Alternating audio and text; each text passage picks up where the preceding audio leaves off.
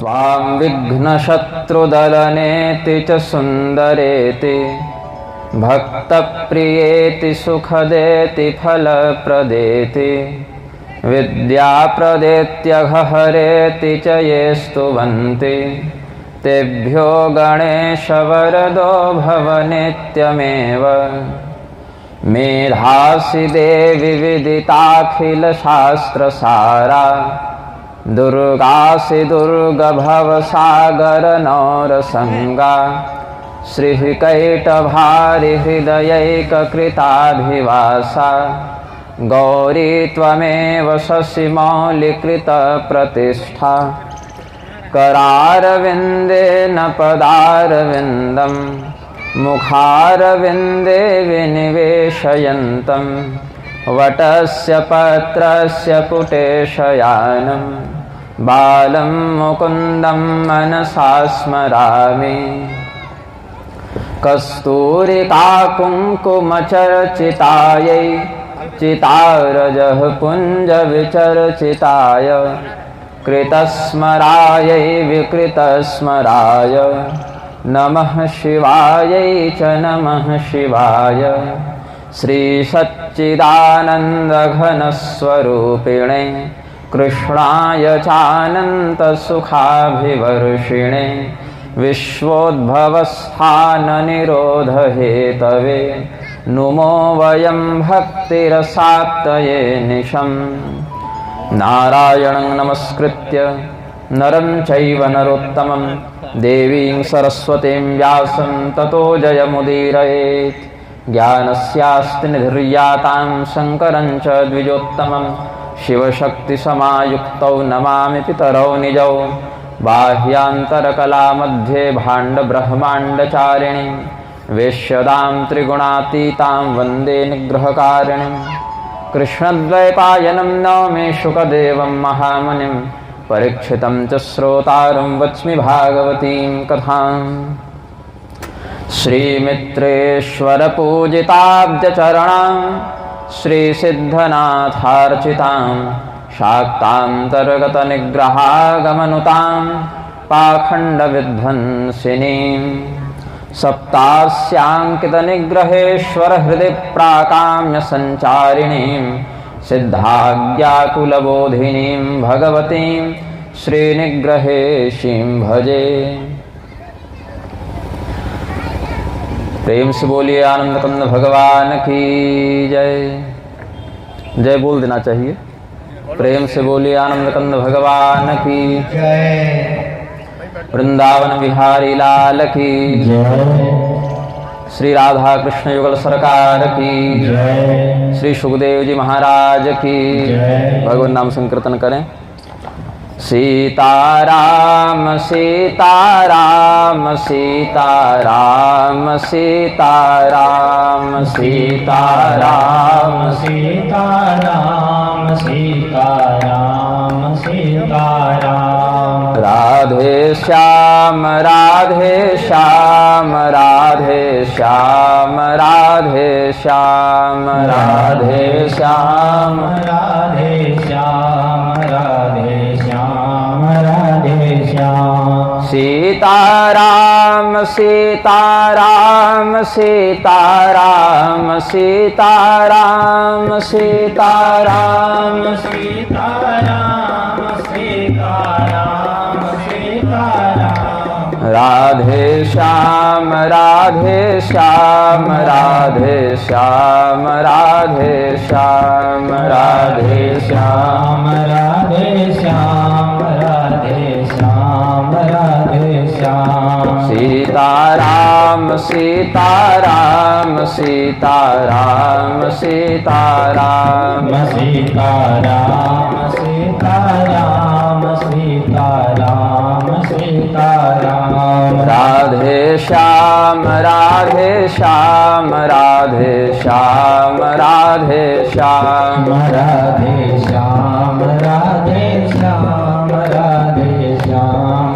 राधे। प्रेम से बोलिए आनंद कंद भगवान की जय। कस्मै येन विभासितो यमतुलो ज्ञानप्रदीपः पुरा तद्रूपेण च नारदाय मुनये कृष्णाय तद्रूपिणा योगीन्द्राय तदात्मनाथ भगवद्राताय कारुण्यतस्तच्छुद्धं विमलं विशोकममृतं सत्यं परं धीमहि। हम सब इस तपस्थली में भगवान की श्रीमद् भागवत महापुराणोक्त कथा का अनुसंधान करने के निमित्त उपस्थित हैं। जिनको बैठना एक जगह एक बार बैठ जाइए, बार बार आवागमन मत कीजिए।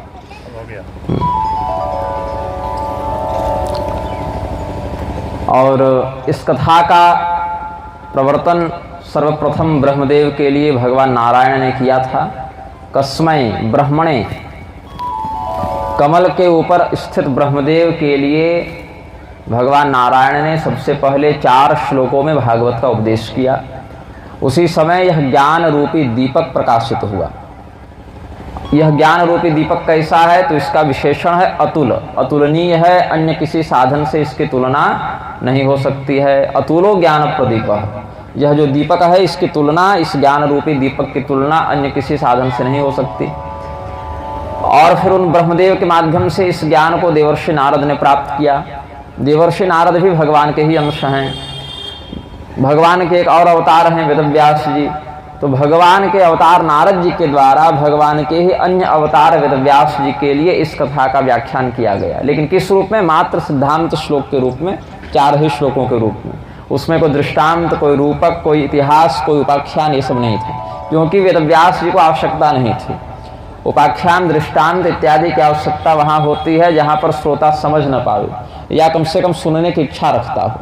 लेकिन वेदव्यास जी चूँकि ब्रह्मनिष्ठ संत हैं, भगवान के ज्ञानावतार हैं, इसीलिए उनके हृदय में किसी उपाख्यान या रूपक के माध्यम से इस कथा को सुनने की बात नहीं उठी। उन्होंने केवल मूल बात समझ ली 4 श्लोकों में। और भगवान वेदव्यास जी ने इस कथा को फिर लिपिबद्ध किया। श्रीमद् भागवत महापुराण के रूप में 18,000 श्लोकों में इसका प्रवर्तन किया, इसका विस्तार किया। और उसी शैली में किया जिस शैली में सुखदेव जी राजा परीक्षित को ये कथा सुनाते। और उस शैली में तैयार करके जो मुख्य बात थी वो तो सुखदेव जी को बता दी, जहाँ से फिर राजा परीक्षित ने इस कथा को प्राप्त किया। भगवद राताय, भगवता विष्णुना त्रातः रातः इति भगवद रातः, जो भगवान के द्वारा, विष्णु भगवान के द्वारा जिनकी रक्षा की गई थी, ऐसे परीक्षित के लिए सुखदेव जी ने कृपापूर्वक इस कथा का व्याख्यान किया। तो संसार में इसका 12 स्कंद युक्त प्रारूप प्रचलित हो गया। नैमिषे सूतमासीनमभिवाद्य महामतिं कथामृत रसास्वाद कुशला ऋषयो ब्रुवन्। जब भगवान श्री कृष्णचंद्र इस धराधाम का परित्याग करके अपनी लोक लीला को पूर्ण करके गोलोक चले गए, तो नैमिषारण्य में ऋषियों का एक बहुत बड़ा सत्संग हो रहा था जिसमें इस विषय को उठाया गया। सूत जी वक्ता थे, सौनक मुनि के नेतृत्व में 88,000 ऋषि महर्षि श्रोता थे। वहीं पर भगवान की कथा को सुनने के बड़े उत्तम अधिकारी और भगवान की कथा में निष्ठा रखने वाले संतों ने, ऋषियों ने सूत जी से प्रश्न किया है। वज्रम श्रीमाथुरे देशे स्वपौत्रम हस्तिनापुरे अभिषिच्य गते राज्ञी तौ कथम किम चक्रतुः। भगवान जब इस धराधाम को छोड़कर चले गए, राजा युधिष्ठिर भी इस समाचार को सुनकर उद्वेग चित्त होकर कहे कि अब हम भी अपने मूल लोक को चले जाएंगे। यमराज के अंश से आए थे, तो जिस जिस देवता के जो जो अवतार थे वो सब अपने अपने मूल रूप में सम्मिलित होने के लिए महाप्रयाण कर गए। तो जाने से पहले महाराज युधिष्ठिर ने हस्तिनापुर की गद्दी सौंप दी परीक्षित जी को और इंद्रप्रस्थ की गद्दी सौंप दी वज्रनाभ को। लेकिन वज्रनाभ ने कहा कि हमें अपनी मूल गद्दी चाहिए, ये इंद्रप्रस्थ तो आपका ही है, हमारा मूल स्थान तो मथुरा है। तो वहाँ फिर मथुरा का राज्य दिया गया। तो जब राजा परीक्षित हस्तिनापुर की गद्दी पर बैठे, वज्रनाभ मथुरा की गद्दी पर बैठे और भगवान कृष्ण के वियोग में अन्य पांडव भी प्रयाण कर चुके थे, तब क्या हुआ? उन दोनों ने आपस में क्या किया?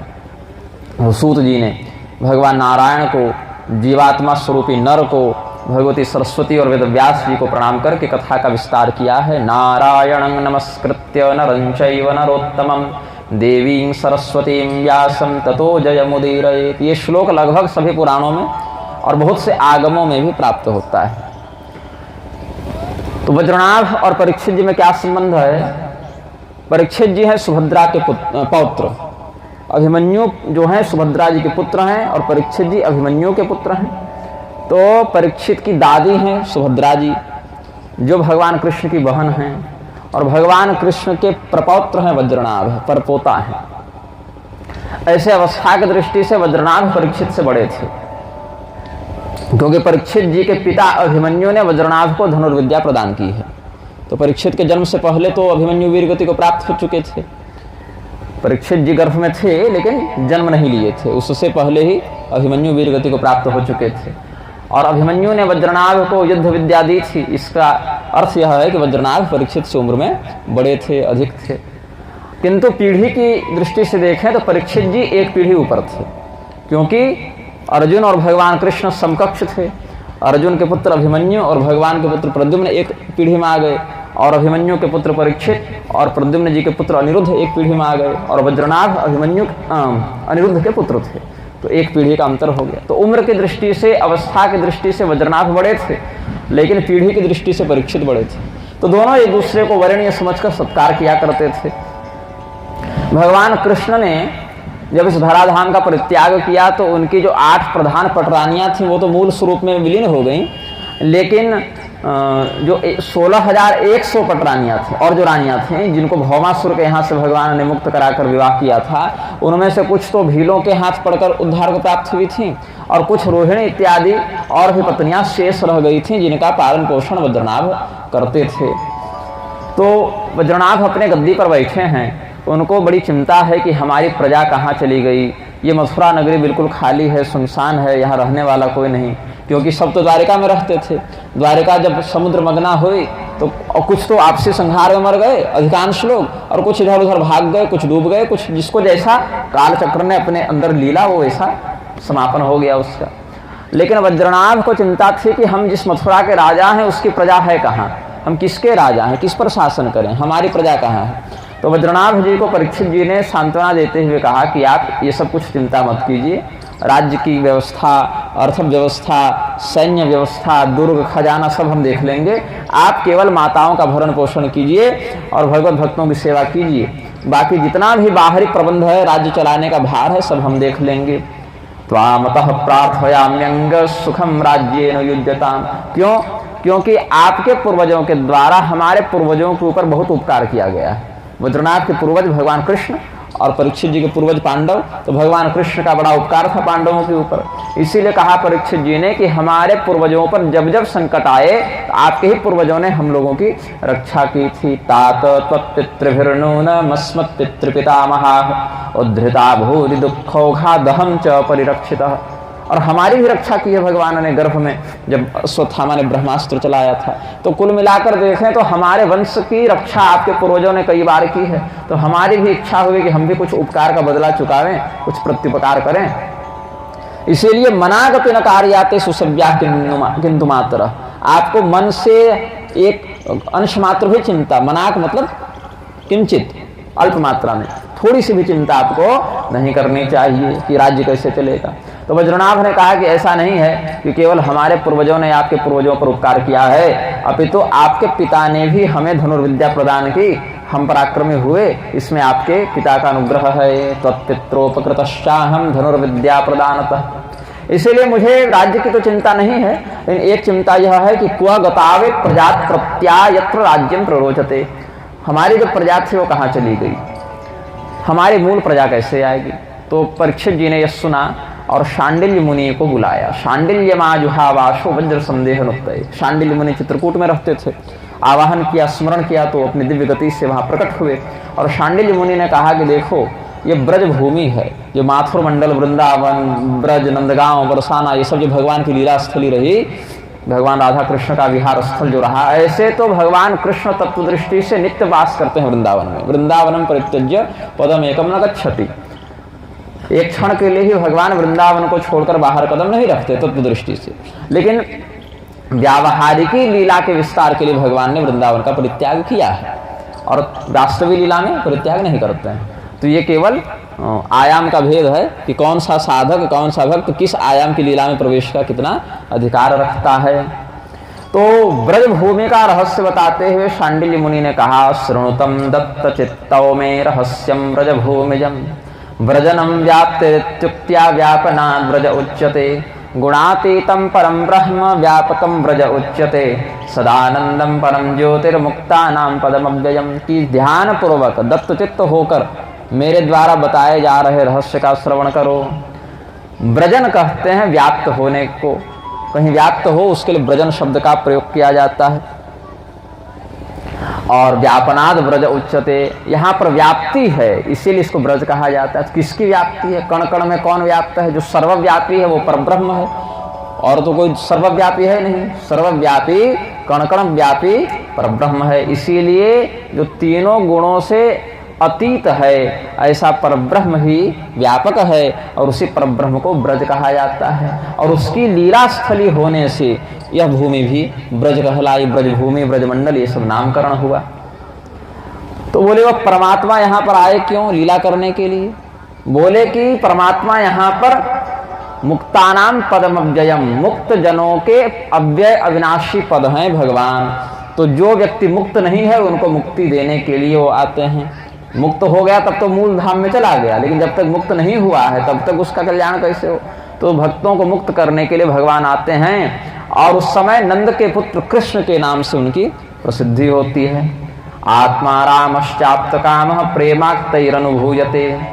और भगवान जब आते हैं तो किसी इच्छा के वशीभूत होकर नहीं, किसी प्रारब्ध के वशीभूत होकर नहीं, केवल अपने आप में ही स्वयं को आनंदित करने के लिए। हम लोग भोजन करें तो आनंद हो, शयन करें तो आनंद हो, विहार करें तो आनंद हो, लेकिन भगवान आनंदित होने के लिए किसी अन्य तत्व पर आश्रित नहीं है। भगवान आत्मकाम आत्मा राम है, मतलब कि अपने हृदय में ही उनका आनंद है। हृदय भी शब्द तो दर्शन की दृष्टि से पूरा सटीक नहीं बैठेगा, हृदय तो एक भौतिक अंग हो गया, अंतःकरण भी कहें तो बिल्कुल सटीक बात नहीं, लेकिन समझने के लिए कहा जाता है कि जैसे हम अपने हृदय में आनंद का अनुभव बाहर से करते हैं, वैसे भगवान का आनंद सदानंद है, वो कभी निष्फल नहीं होता, वियुक्त नहीं होता, वो नित्य बना रहता है।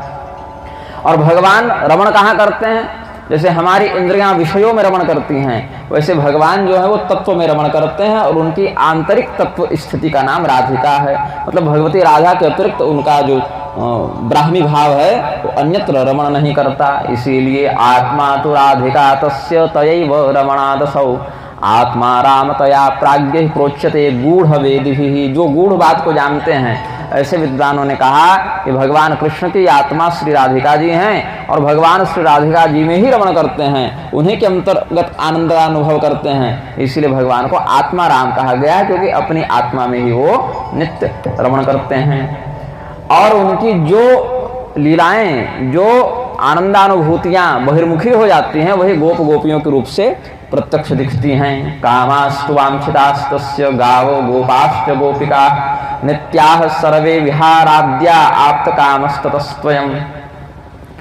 तो भगवान की जो लीला है वो दो प्रकार की होती है, एक कहते हैं वास्तविक लीला, एक कहते हैं व्यावहारिक लीला। तो व्यावहारिक लीला जो है वो छोटी लीला है, कम समय के लिए होती है, और वास्तविक लीला कालातीत है, उसमें आदि और अंत नहीं होता कि इतने दिन से प्रारंभ हुई और इतने दिन तक चलेगी। वो लीला नित्य होती है। और वास्तविक लीला के बिना व्यावहारिक लीला नहीं होती है, क्योंकि जिस प्रकार से हम मर जावें तो सपना भी नहीं देख पाते। सपने में जो जीवन चल रहा है और जागृति की अवस्था में जो जीवन चल रहा है, दोनों का अस्तित्व तब है जब हम जिंदा हों, जब जीवित हों। यदि मृत हो गए तो इसके मरने पर अंदर का सपने वाला भाव भी मर जाता है। तो ये तो हमने अपने अनुसार कहा। भगवान तो खैर अजन्मा अविनाशी हैं, उन पर सीधे सीधे उदाहरण ये नहीं लगा सकते, लेकिन चूंकि हम जीव हैं और सामान्य भाषा में इस उदाहरण को समझेंगे तो कुछ कुछ बात पकड़ में आएगी कि भगवान की जो वास्तविक लीला है उसको समझ लो हमारा जीवन है, और भगवान की व्यावहारिक लीला है तो समझ लो जैसे हम सपना देखते हैं, तो सपने में जो हम देखते हैं उसका प्रभाव वास्तविक जीवन पर नहीं पड़ता, लेकिन वास्तविक जीवन के बिना सपना देखा भी नहीं जा सकता। वैसे ही भगवान की जो वास्तविक लीला है उस पर व्यावहारिकी का प्रभाव नहीं पड़ता कि भगवान यहाँ हंस रहे हैं कि रो रहे हैं कि माखन चुरा रहे हैं कि मटकी फोड़ रहे हैं कि भाग रहे हैं कि मार रहे हैं, उसका वास्तविक असर नहीं पड़ता मूल तत्व पर। लेकिन उसके बिना इसका अस्तित्व भी नहीं है। तो आद्याम बिना द्वितीयान द्वितीयानाद जगह क्वचित, और इसकी पहुंच वहां तक है भी नहीं। तो इस संसार में धराधाम पर जो लीला की जाती है वो वास्तविक नहीं है, वो व्यावहारिकी है। व्यवहार निभाने के भगवान भक्तों पर कृपा करने के लिए धर्म संरक्षणार्थाय संभवामि युगे युगे उसके लिए आ जाते हैं। और जो वास्तविक लीला है जो साकेत में, गोलोक में, वैकुंठ में हो रही है, वो सब वास्तविक लीला है, वहाँ काल का हस्तक्षेप नहीं होता है। तो युवयोर गोचरेयम तो तल्लीला व्यावहारिकी यत्र भूरादयो लोका भुवि माथुर मंडलम। तुम लोगों की दृष्टि में जो लीला हो रही थी भगवान की 125 वर्षों तक, वो कौन सी लीला है? व्यावहारिकी लीला है, इस पृथ्वी की लीला है। इस पृथ्वी लोक में मथुरा जो है माथुर मंडल है, माथुर मंडल में ही ब्रज इत्यादि सब आ जाते हैं। तो वो वास्तविक लीला नहीं, वो व्यावहारिकी लीला है। और जब भगवान देखते हैं कि हमारी जो वास्तविक लीला है वहाँ तक भारत के लोग नहीं पहुँच पा रहे, तो उसी लीला का एक छोटा प्रारूप दिखाने के लिए यहाँ व्यावहारिकी लीला कर देते हैं। और फिर देवता लोग भी उनकी उस लीला में सहभागी बनने के लिए अलग अलग ग्वाल बाल या माता पिता कोई बन गए, कोई मित्र बन जाए, कोई शत्रु बन जाए, कोई गुरु बन जावे, कोई शिष्य बन जावे। तो ऐसे ऐसे अलग अलग देवता दिव्य विभूतियाँ भी भगवान की लीला में सहयोग करने के लिए आते हैं। जैसे यमराज विदुर जी बनकर आ गए, और इंद्र अर्जुन बनकर आ गए, वायु देवता भीम बनकर आ गए, और भगवती जिसको त्रिहायणी काली कहते हैं वो द्रौपदी बनकर आ गई। भीष्म पितामह वसु के अवतार हैं, द्रोणधरा नंद यशोदा बन के आ गए, कश्यप अदिति देवकी वसुदेव के रूप में आ गए, यहाँ तक कि कालनेमी भी कंस बनकर आ गया। तो अलग अलग प्रकार से कोई भगवान का मित्र है, कोई शत्रु है, कोई नायक है, कोई खलनायक है। भगवान तो खैर महानायक हो गए, लेकिन और भी जो अर्जुन आदि नायक हैं, उद्धव जी, सब नायक ही कहलाएंगे अलग अलग लीलाओं में। और इधर अक्रूर जी हैं, सत्यो मित्र सुदामाच, सुदामा जी सत्य के अवतार, शमो मित्र सुदामाच शम के अवतार हैं। अक्रूर जी दम इत्यादि के अवतार हैं। ये सब कृष्णोपनिषद में ही बात है। लक्ष्मी जी रुक्मिणी बनकर आ गई, पृथ्वी देवी सत्यभामा बनकर आ गई, कुमार कार्तिकेय स्कंद बन, ये जो हैं सांब बनकर आ गए, कामदेव प्रद्युम्न बनकर आ गए। कहीं कहीं प्रद्युम्न को सनत कुमार के अंश से भी युक्त बताए हैं देव भागवत इत्यादि में। तो ऐसे अलग अलग देवता जो हैं, भगवान रुद्र अश्वत्थामा बनकर आए। अलग अलग देवता कोई पक्ष से या कोई विपक्ष से, क्योंकि देखिए केवल पक्ष में रहेंगे तो लीला नहीं बढ़ेगी ना, तो लीला को बढ़ाने के लिए विपक्षियों का भी होना आवश्यक है। तो कलियुग और द्वापर दुर्योधन शकुनी बनकर आ गए। तो भगवान की लीला में रस की अभिवृद्धि करने के लिए अलग अलग शक्तियाँ, चाहे दैवी संपदा की हो चाहे आसुरी संपदा की हो, भगवान की लीला में सेवा देने के लिए आती रहती हैं। और भगवान सबों की इच्छा पूर्ण करके इस लीला को यहाँ समेट कर फिर जब चले जाते हैं, तो फिर जैसे काल चक्र आगे बढ़ना होता है वैसे ही बढ़ता है। तो देवाद्यास्ते सुकृष्णेन द्वारकां प्रापिता पुरा पुनर्मौसल मार्गेण स्वाधिकारे सुजापिता। जब देवता इस पृथ्वी पर आए भगवान की सेवा के लिए, लीला में सहयोग के लिए, तो भगवान ने द्वारिका बसाकर सबका भरण पोषण किया। और भगवान ने देखा कि अब सारा काम पूरा हो गया है, तो मूसल का बहाना करके आपसी संहार में सबका विनाश किया। फिर जिस जिस देवता के अंश से जो आए थे वहाँ मूल रूप में वो पहुँच गए। तो इस प्रकार से भगवान की जो वास्तविक लीला है, व्यावहारिकी लीला है, दोनों में भेद समझो। और अब ऐसा करो कि भगवान के जितने भी लीला विहार स्थल रहे हैं उनकी शुद्धि करवाओ। शुद्धि से तात्पर्य है वहाँ जो अव्यवस्था हो गई है, जो लुप्त हो गए हैं तीर्थ, उनको जागृत करवाओ। भगवान का सत्संग हो वहाँ पर। तो कहाँ कहाँ? तो गोवर्धने दीर्घपुरे मथुरायां महावने नंदिग्रामे बृहत्सानो कार्या राज्य स्थितिस्त्वया नद्यद्रिद्रोण कुंडादि कुंजान संसेवतस्तव राज्य प्रजा सुसंपन्नास्त्वं च प्रीतो भविष्यसि। भगवान से जुड़े पहाड़, नदी, कुंड इत्यादि का शोधन करवाओ, यहाँ जागृति करवाओ, मंदिर बनवाओ। भगवान के गोवर्धन आदि और मथुरा, नंदिग्राम इत्यादि विहार स्थलों में तुम मंदिर बनवाओ, भगवान के भक्तों को रखने का प्रबंध करो। ऐसा अगर करोगे तो तुम्हें उद्धव जी मिलेंगे। अभी उद्धव जी मिले नहीं हैं, इतना सत्कर्म जब हो जावे तब उद्धव जी मिलेंगे। और जब उद्धव जी मिलेंगे तो तुमको और भी आगे रहस्य का बोध करवाएंगे। ऐसा कह के शांडिल्य जी परीक्षित और वज्रनाभ को मार्गदर्शन देकर अंतर्ध्यान हो गए। और वज्रनाभ ने परीक्षित जी के सहयोग से पूरी मथुरा को पुनः बसाना प्रारंभ किया। तो हस्तिनापुर के श्रेष्ठ ब्राह्मण, क्षत्रिय, वैश्य, शूद्र और भगवान के कुछ भक्त, पुराने बूढ़े बानर बचे हुए थे, उन सबों को भी मथुरा में, वृंदावन में स्थान दिया है। परीक्षित जी सबको भेजते रहे, यहाँ मथुरा में उनका प्रबंध वज्रनाभ करते रहे। और 6 मंदिर भगवान कृष्ण के लिए और 6 मंदिर बलराम जी के लिए। ऐसे कुल 12 मंदिरों को प्रधानता से वज्रनाभ ने बनवाया है, जिसमें गोविंद देव, हरिदेव ये सब स्वरूप हैं। तो गोविंद हरिदेवादि स्वरूपारोपणेन च पहला मंदिर बनवाया जो श्री कृष्ण जन्मभूमि में वज्रनाभ ने बनवाया है। वो वहाँ से प्रारंभ करके फिर 6 मंदिर कृष्ण जी के लिए और 6 मंदिर बलराम जी के लिए बनवाए। तो भगवान कृष्ण के इन मंदिरों का अवलोकन करने के लिए भगवान कृष्ण की वो पत्नियां आई, रोहिणी इत्यादि कुछ पत्नियां उनकी शेष थीं, वो सब आई जो भगवान की विरह में व्याकुल थीं। तो उन्होंने एक अनुभव किया कि हम सब भगवान की पत्नियां भगवान के वियोग में, विरह में व्याकुल हैं, लेकिन यमुना जी को कोई विरह व्याप्त नहीं कर रहा, कालिंदी जी में कोई क्षोभ नहीं है। तो वो सब भगवती कालिंदी की शरण में गईं और कहती हैं, यथा वयं कृष्ण पत्नस्तथा त्वमपि शोभने वयं विरह दुःखार्तास्त्वं न कालिंदी तद्वद तच्छ्रुत्वा स्मयमाना सा कालिंदी वाक्यमब्रवीत् सा पत्न्यं वीक्ष्य तत्तासां करुणा परमानसा। भगवती यमुना को प्रणाम करके कालिंदी जी के समक्ष, कालिंदी यमुना को कहते हैं, तो उन्हीं के समक्ष इन कृष्ण पत्नियों ने अपना कष्ट निवेदित किया कि जैसे हम भगवान कृष्ण की पत्नियां हैं वैसे तुम भी हो, और हम तो भगवान के विरह में बड़ी व्याकुल हैं और तुम्हें कोई व्याकुलता का अनुभव नहीं होता, तुम्हारी मुखाकृति तो बड़ी शांत है, बड़ी स्मितमुखी हो तुम, तो इसका कारण क्या है। तो भगवती यमुना को बड़ी दया आई कि हमारी सौत, ऐसे सौत तो रिश्ता हुआ ना, लेकिन हृदय से सौतिया डाह था नहीं।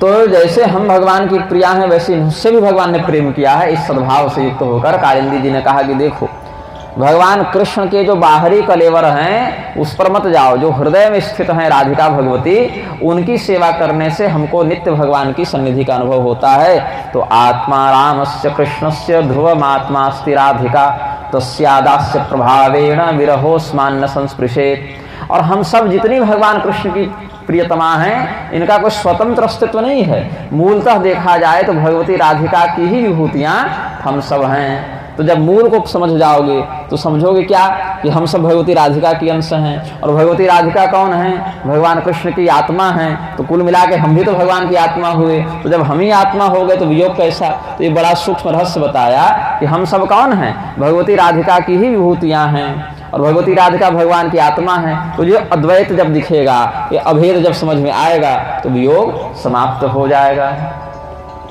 भगवान श्री कृष्ण के इस प्रकार से और भगवती राधिका के संबंध को स्पष्ट किया और कहा कि रुक्मिणी आदि समावेशो मयात्र को विलोकित।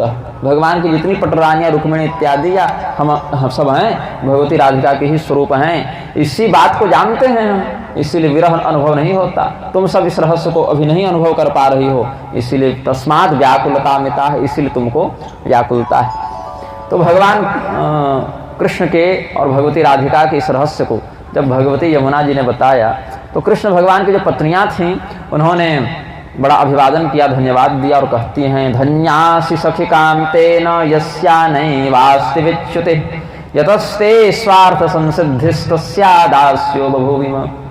कि आप धन्य हैं हे सखी, सखी भाव से एक दूसरे से व्यवहार करते थे, जो अपने पति से आप इतना प्रेम करती हैं कि अंदर के हृदय की बात जानती हैं कि पति की आत्मा कौन है। और इस प्रकार का रहस्य आपने हमें बताया और जिस प्रकार से आपके स्वार्थ की संसिद्धि हो गई। स्वार्थ क्या है भगवती का? भगवान से प्रेम करना। यमुना जी का स्वार्थ और क्या है? ये भगवान का नित्य अनुभव करते रहें, उनका नित्य प्रेम प्राप्त करते रहें। तो आपके स्वार्थ की जैसी संसिद्धि हुई, हमारे भी स्वार्थ की संसिद्धि हो, भगवान का अनुभव हमें भी नित्य हो। तो जिनकी सेवा आप करती हैं हम भी उन्हीं की सेवा करेंगे, उन्हीं की दासी बनेंगे। लेकिन कैसे संभव है? इसमें एक संयोजक की आवश्यकता है। संयोजक कौन बने? गुरु कौन बने? बोले उद्धव जी गुरु बनेंगे। और उद्धव जी जब मिल जाए तो सर्वार्थ साधनम, क्योंकि भगवान कृष्ण ने उद्धव जी को ये जिम्मेदारी दी थी, उद्धव जी को ये कार्यभार दिया था कि भगवान कृष्ण के जो भक्त हों उनका तो मार्गदर्शन करना।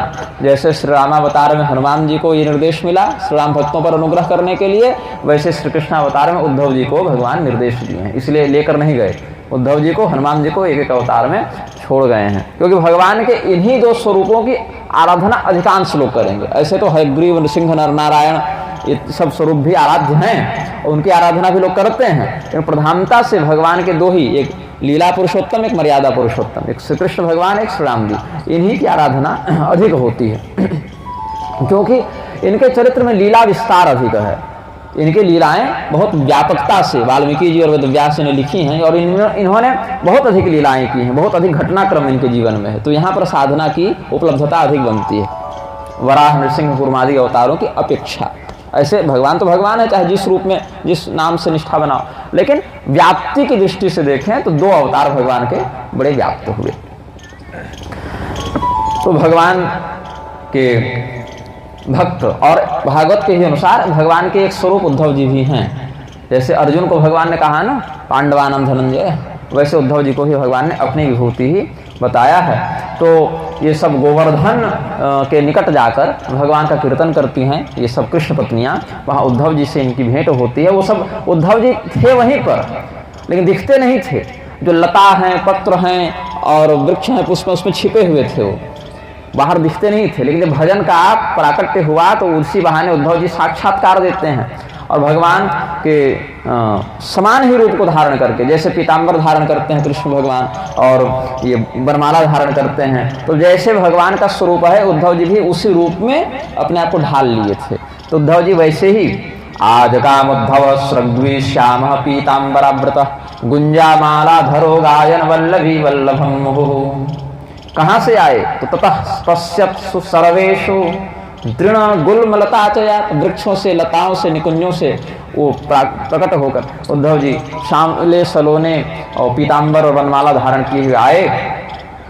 तो भगवान के ही ये एक विभूति हैं, मानो साक्षात भगवान कृष्ण ही इस रूप में प्रकट हुए हैं। ऐसा मानकर सभी लोगों ने उद्धव जी की बहुत विधिवत पूजा की है। क्षणयनागत विज्ञाना दृष्ट्वा श्री कृष्ण रूपिणम उद्धवम पूजयाम चक्रुः प्रतिलब्ध मनोरथाः।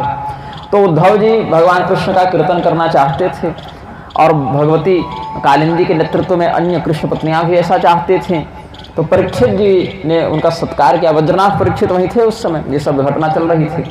तो उद्धव जी ने परीक्षित जी को, वज्रनाथ जी को बड़ा धन्यवाद दिया कि तुम्हारा मन तो बड़ा पवित्र है, जो भगवान की कथा में, कीर्तन में तुम्हारी अभिरुचि है, और भगवान की भक्ति जिसको प्राप्त हो जाए वह पूर्ण काम हो जाता है, उसकी कोई कामना शेष नहीं रहती। धन्योसि राजन कृष्णैक भक्त्या पूर्णो से नित्यदा यस्तम निमग्न चित्तोसि कृष्ण संकीर्तनोत्सवे। भगवान के कीर्तन रूपी उत्सव में जो तुम्हारी निष्ठा है, इससे तुम्हारा जीवन धन्य हुआ। और ये सब जो भगवान कृष्ण की पत्नियां हैं और वज्रनाभ हैं, इनके प्रति भी तुम्हारा बड़ा उत्तम भाव है। केवल भगवान के भक्त हों और भगवत भक्तों के द्रोही हों तो दिक्कत है। तो भगवान के प्रति तुम्हारी भक्ति है और भगवान की पत्नियों के प्रति, भगवान के अन्य भक्तों के प्रति भी तुम्हारा बड़ा उत्तम भाव है। तो ये सब भी धन्य हैं, वज्रनाभ भी धन्य हैं, द्वारिका में रहने वाले सब लोग धन्य थे और ब्रज में रहने वाले भी सब धन्य हैं। मतलब भगवान का जिससे भी जैसा संपर्क हुआ सब धन्य ही हुए, निष्फल कोई नहीं हुए। तो जैसे कृष्ण चंद्र कहते हैं, चंद्र शब्द लगा तो चंद्रमा की 16 कलाएं होती हैं, तो वैसे ही भगवान श्री कृष्ण भी 16 कला के अवतार शास्त्र में वर्णित हैं। अच्छा, यह कला से तात्पर्य ऊंचा नीचा नहीं है, 16 कलाओं के विभाजन से भगवान की वैभव विभूति दिखती है, इतना ही समझना चाहिए। जैसे 2 अठन्नी का रुपया कहो चाहे 4 चवन्नी का रुपया कहो, रुपया ही रहेगा वो, लेकिन यहाँ 4 सिक्के दिखेंगे, वहाँ 2 ही दिखेंगे। तो ये नहीं कह सकते कि मेरे वाले रुपये में तुमसे ज़्यादा सिक्के हैं, वो ज़्यादा बड़ा रुपया, यानी रुपया उतना ही रहेगा। तो भगवान श्री रामचंद्र जी के वैभव का दर्शन 12 भागों में होता है, वो पूर्ण ही है। और भगवान कृष्ण का जब वैभव दिखता है तो 16 भागों में दिखता है।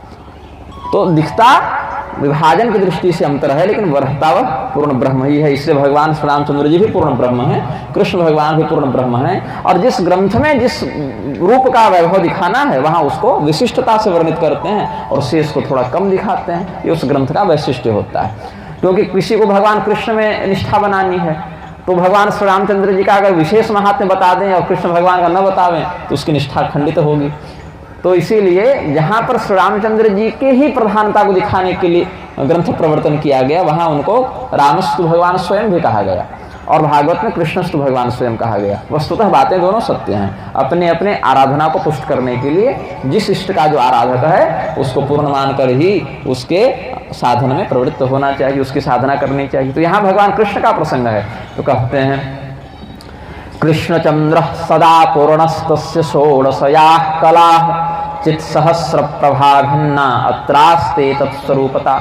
जैसे आकाश के चंद्रमा में 16 कलाएं होती हैं, उसकी ज्योत्सना में, उसकी चांदनी में 16 कलाओं का दर्शन आचार्यगण करते हैं। लेकिन आकाश के चंद्रमा में एक गड़बड़ है, उसकी कलाएं घटती बढ़ती रहती हैं। चंद्रमा में घटी बढ़ी होती है, अमावस्या को तो बिल्कुल नहीं दिखता और पूर्णिमा को पूर्णतया दिख जाता है, और बीच बीच में भी शुक्ल पक्ष कृष्ण पक्ष की तिथि मान से देखें तो ऊपर नीचे होता है उसका बल, चंद्रमा का बल। लेकिन भगवान कृष्ण घटने बढ़ने वाले चंद्रमा नहीं हैं। इनको कहा कि कृष्ण चंद्र सदा पूर्ण, भगवान सदैव पूर्ण है। इसीलिए आप ध्यान देंगे तो जब भगवान प्रकट हुए हैं तो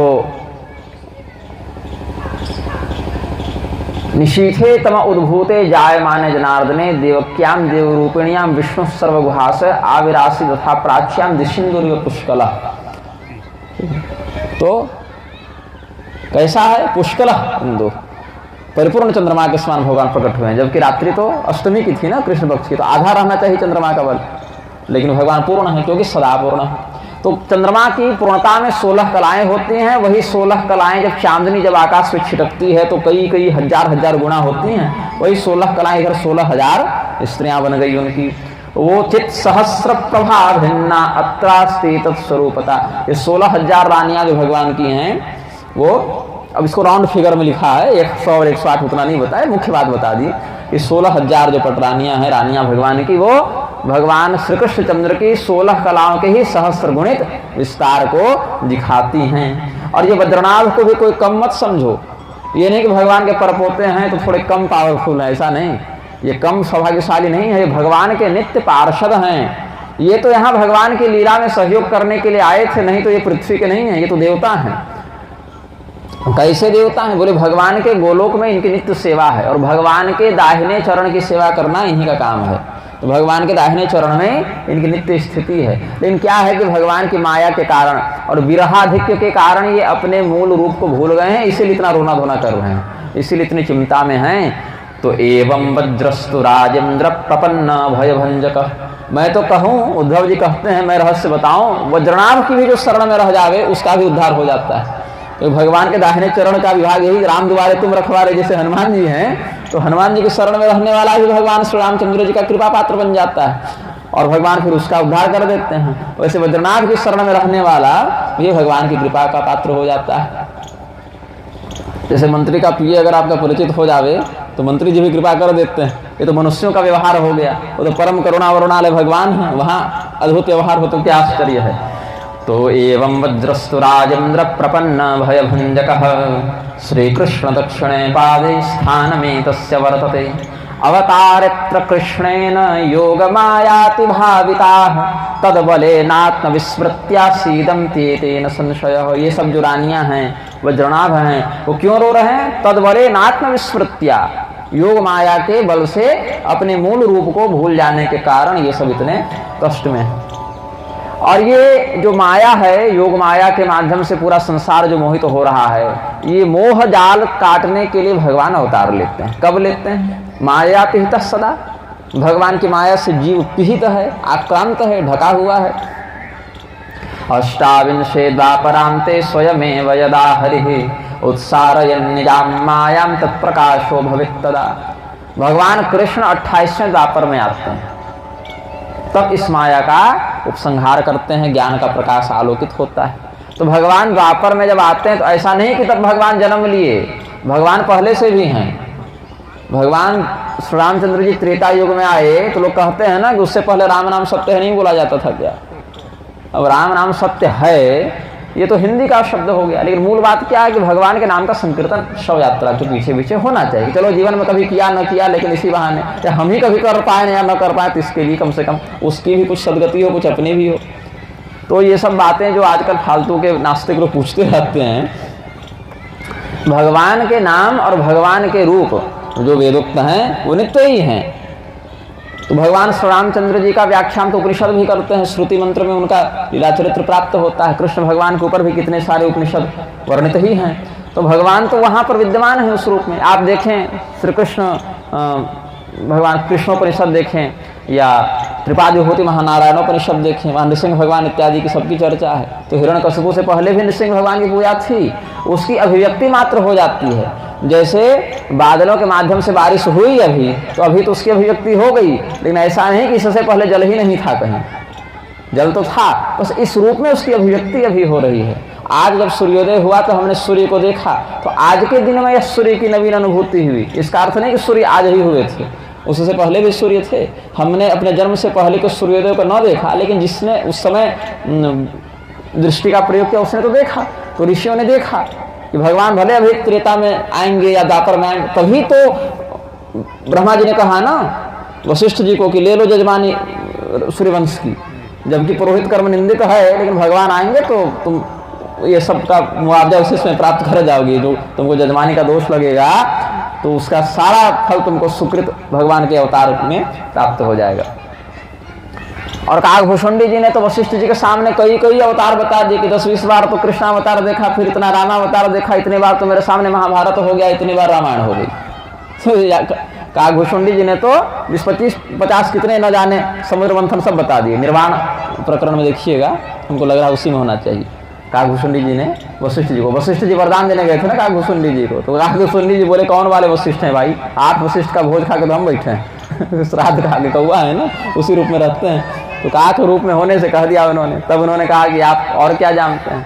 बोले कि हम मरते उड़ते कुछ है नहीं, भगवान कृपा से हमारा देह बड़ा चिरस्थायी है, तो हम तो कई बार रामावतार कृष्णावतार सब देख चुके हैं। और शिव जी कहते ही हैं कि जब जब अयोध्या में भगवान का अवतार होता है तब तक हम और काकभूषुंडी जाते हैं लीला का दर्शन करने। तो ये सब शास्त्रीय बातों को समझेंगे तो अर्थ जल्दी समझ में आएगा। तो जब भगवान 28वें द्वापर के अंत में आते हैं तो उत्सारयन् निजां मायां तत्प्रकाशो भवेत् तदा सतु कालो व्यतिक्रांतस्तेनेदम परम शृणु अन्यदा तत्प्रकाशस्तु श्रीमद्भागवतात् भवे। श्रीमद्भागवतं शास्त्रं यत्र भागवतैर्यदा कीर्त्यते श्रूयते चापि श्रीकृष्णस्तत्र निश्चितं।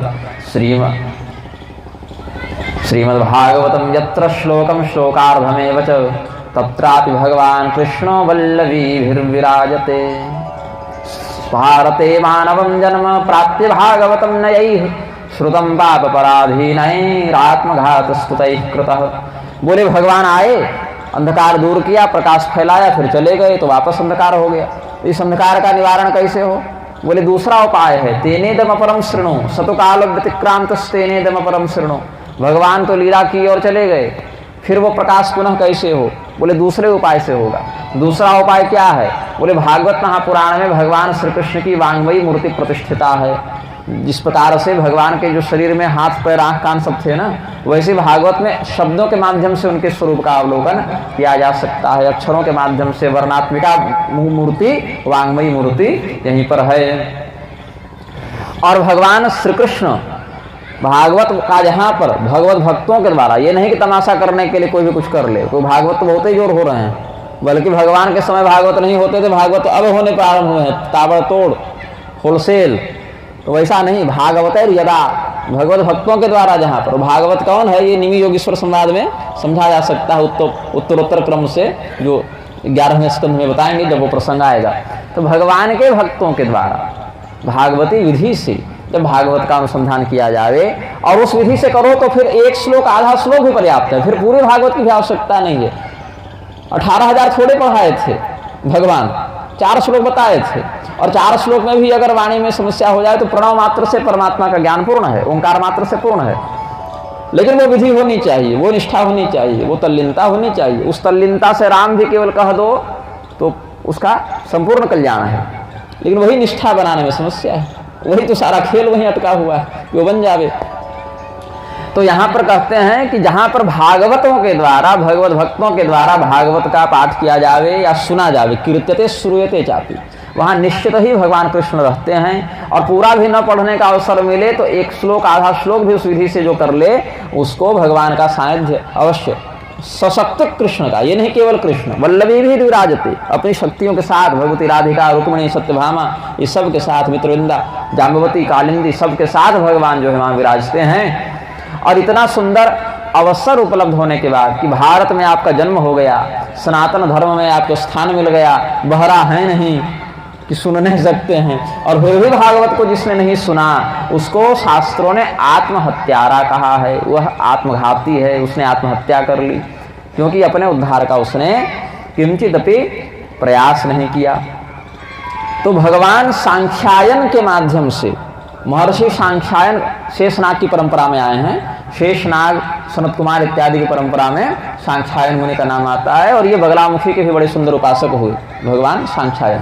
तो भगवान सांख्यायन की कृपा से ये भागवत शास्त्र, भागवत की दो परंपराएं हैं, एक भगवान नारायण से और एक शेषनाग से। तो भगवान नारायण वाली परंपरा तो वेदव्यास जी तक आई, भगवान नारायण से ब्रह्मा जी, वहाँ से नारद जी, वहाँ से व्यास जी, वहाँ से सुखदेव जी, वहाँ से परीक्षित जी, ये सब आगे बढ़े। और शेषनाग वाली परंपरा में सांख्यायन से बृहस्पति, बृहस्पति शुद्धव, और उसी के मध्य में एक बृहस्पति के माध्यम से एक शाखा अलग हुई जो मैत्रेय जी तक पहुंची। तो विदुर जी को मैत्रेय जी से वही ज्ञान लेने के लिए कहा गया था। तो भागवत की कई शाखाएं हैं और सुखदेव जी ने परीक्षित जी को जो सुनाई कथा वो दूसरी कथा थी प्रधानता से। पहली कथा तो उद्धव जी ने वज्रनाभ को सुनाई थी। भागवत महापुराण को सुखदेव जी ने परीक्षित को सुनाया, वो पहली कथा नहीं है, वो दूसरी कथा है। यहाँ जो बृहस्पति बारहस्पत्य परंपरा से जो कथा हुई है वो उद्धव जी ने 1 महीने तक सुनाई है। किसको? वज्रनाभ को सुनाई है। तो यहाँ पर कहते हैं बृहस्पति जी के मत में, बारहस्पत्य मत में कहते हैं कि त्रिदेवों ने ही भगवान कृष्ण की आराधना की थी। ऐसे भगवान कृष्ण भगवान विष्णु के अवतार तो हैं, भगवान विष्णु ही कृष्ण रूप में आए हैं, लेकिन भगवान कृष्ण का वैशिष्ट श्रीमद् भागवत में है और श्रीमद् भागवत के शास्त्र का जो महात्म्य है वो बताने के लिए कहा गया कि फिर अन्य रूपों से भी कृष्ण रूप की आराधना की गई। भगवान महादेव ने कृष्ण रूप की आराधना की, भगवान ब्रह्मा ने आराधना की और विष्णु भगवान ने भी फिर कृष्ण रूप की आराधना की और वहां से भागवत ज्ञान को प्राप्त किया। और उस भागवत ज्ञान को, जबकि भागवत शास्त्र ब्रह्मा जी को कहाँ से मिला? विष्णु भगवान से ही तो मिला ना। तो ये कितनी सुंदर विचित्रता है इस प्रसंग की कि भगवान एक रूप से पूजित भी हैं और एक रूप से पूजक भी हैं, और जिस ज्ञान का प्रसारण दूसरे को कर रहे हैं उसको स्वयं भी ग्रहण कर रहे हैं। क्योंकि महाराज जी गुरुकुल सब चला रहे हैं लेकिन बेटा को पढ़ने विदेश भेज रहे हैं। भैया अगर गुरुकुल में तुम इतनी बढ़िया शिक्षा दे रहे हो तो पहले अपने बेटे को पढ़ाओ उसमें, कि भाई हम अपने पुत्र को विधिवत, जो व्यक्ति अपने पुत्र को अपने गुरुकुल में पढ़ा रहा है जानो सही परिश्रम वही कर रहा है, तो पूरा दाव वही लगाया है कि हम क्या शिक्षा दे रहे हैं। लेकिन आप अपने बेटे को पढ़ाएंगे गुरुकुल में आचार्य जी, तो आप जान रहे कि मेरे गुरुकुल की वो गुणवत्ता नहीं है, तो ये ब्राह्मण से होता है ना फिर। तो यहाँ पर भगवान ने दिखाया नहीं, जो ज्ञान हम दूसरे को दे रहे हैं वो ज्ञान हमारे लिए भी महत्वपूर्ण है, हम भी उसको ग्रहण करेंगे। तो भगवान ब्रह्मदेव ने, भगवान महादेव ने और भगवान विष्णु ने भी इस भागवत को कृष्ण रूप की आराधना करके प्राप्त किया है और इसकी कथा भी अपने लोक में करते हैं। ये प्रश्न आपने किया था, हमको याद है कि पांडे जी के माध्यम से आपने संदेश भिजवाया था कि जब ये रस अन्य लोकों में नहीं है तो वहाँ कथा होती कैसे है? तो वहाँ कथा होती ऐसे है कि आप इस लोक में कथा सुनने के लिए समय निकालते हैं। वहाँ कथा नित्य स्थिति में चलती रहती है, एक सप्ताह चली फिर अगले सप्ताह चली फिर अगले सप्ताह चली, वो चलती रहती है। वहाँ सुनने की जो ललका है वो पृथ्वी की अपेक्षा न्यून है।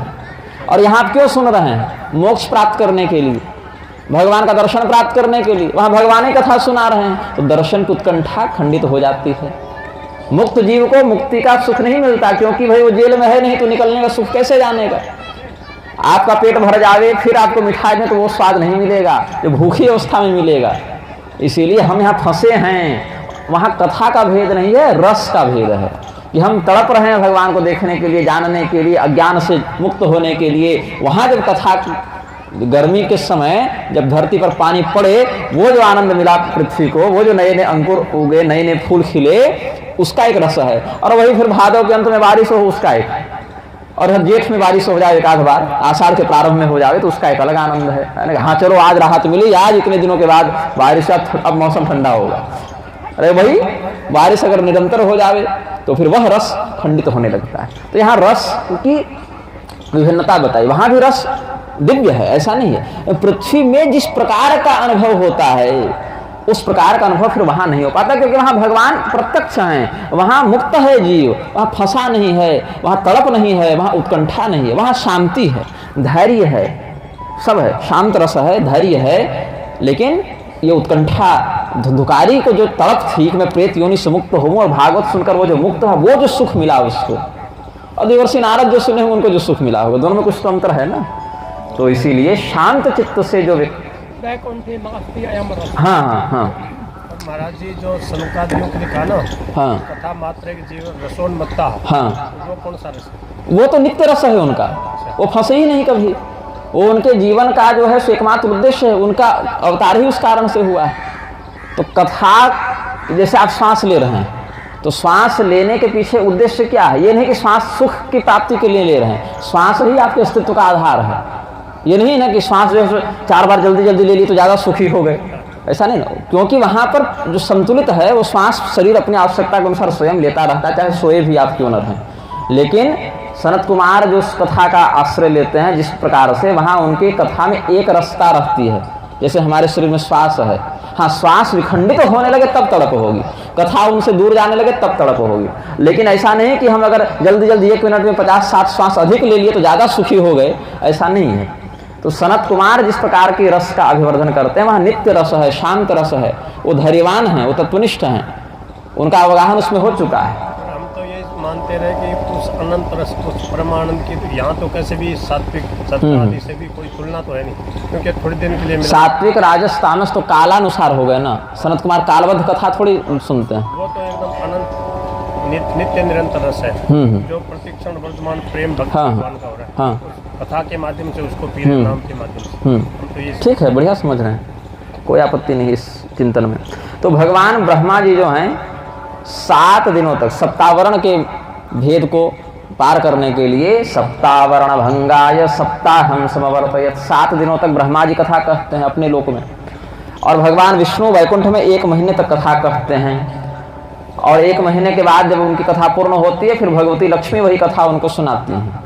अब इस श्लोक का आश्रय लेकर बहुत से मूर्ख लोग, चाहे उपाधि कुछ लगा लें, मैं तो मूर्ख ही कहूँगा, वो स्त्री कथावाचिकाओं को प्रोत्साहित करने लगते हैं कि देखो लक्ष्मी जी भी कथा कह रही है तो महिलाएं भी कथा करें तो क्या आपत्ति है। तो वही लक्ष्मी जी जो हैं वो भगवान की आंतरिक आह्लादिनी शक्ति हैं, और वहाँ पर व्यासपीठ में बैठ के यजमान की कथा सुना की और दक्षिणा थोड़ी ले रही हैं, वो पौरोहित्य विधि से थोड़ी कथा सुना रही हैं। वो तो स्त्री पुरुष का आपस में पति पत्नी का दाम्पत्य सत्संग है। जैसे माता पिता बैठे हों और बच्चों को सत्संग सुना रहे हों, वैसे ही भगवान लक्ष्मी नारायण बैठे हैं और अपने भक्तों को पार्षदों को सत्संग सुना रहे हैं। इस विधि से करते हैं। इस विधि से देखो तो भगवान गौरी शंकर भी कथा कहते हैं, कभी देवी जी कुछ कहती हैं, कभी भगवान शिव कुछ सत्संग करते हैं, उनके गण सब बैठ के सुनते हैं। चित्रकेतु वाले प्रसंग में यही चल रहा था ना, जो सब ऋषि महर्षि सुन रहे थे और भगवान गौरी शंकर उपदेश कर रहे थे। तो यहाँ पर व्यासपीठस्थ होकर सांकल्पिकी कथा का विस्तार नहीं किया गया है, यहाँ पर सत्संगात्मिका निष्काम कथा का आपसी सत्संग है, इसीलिए यहाँ पर ये दोष नहीं लगेगा। तो भगवती लक्ष्मी 2 महीने तक कथा सुनाती हैं और भगवान नारायण 1 महीने तक ही कथा सुनाते हैं। इसके पीछे कारण क्या है कि अधिकार स्थितो विष्णुर्लक्ष्मीर निश्चिंत मानसा तेन भागवता स्वादस्तया भूरि प्रकाशते। भगवान नारायण के पास जिम्मेदारी बहुत अधिक है, उनका कार्य बहुत लंबा चौड़ा है, उनको बहुत कुछ देखना है, समाज को, संसार को, उसका भरण पोषण पालन करना है, बार बार अवतार लेना है, बार बार राक्षसों का विनाश करना है।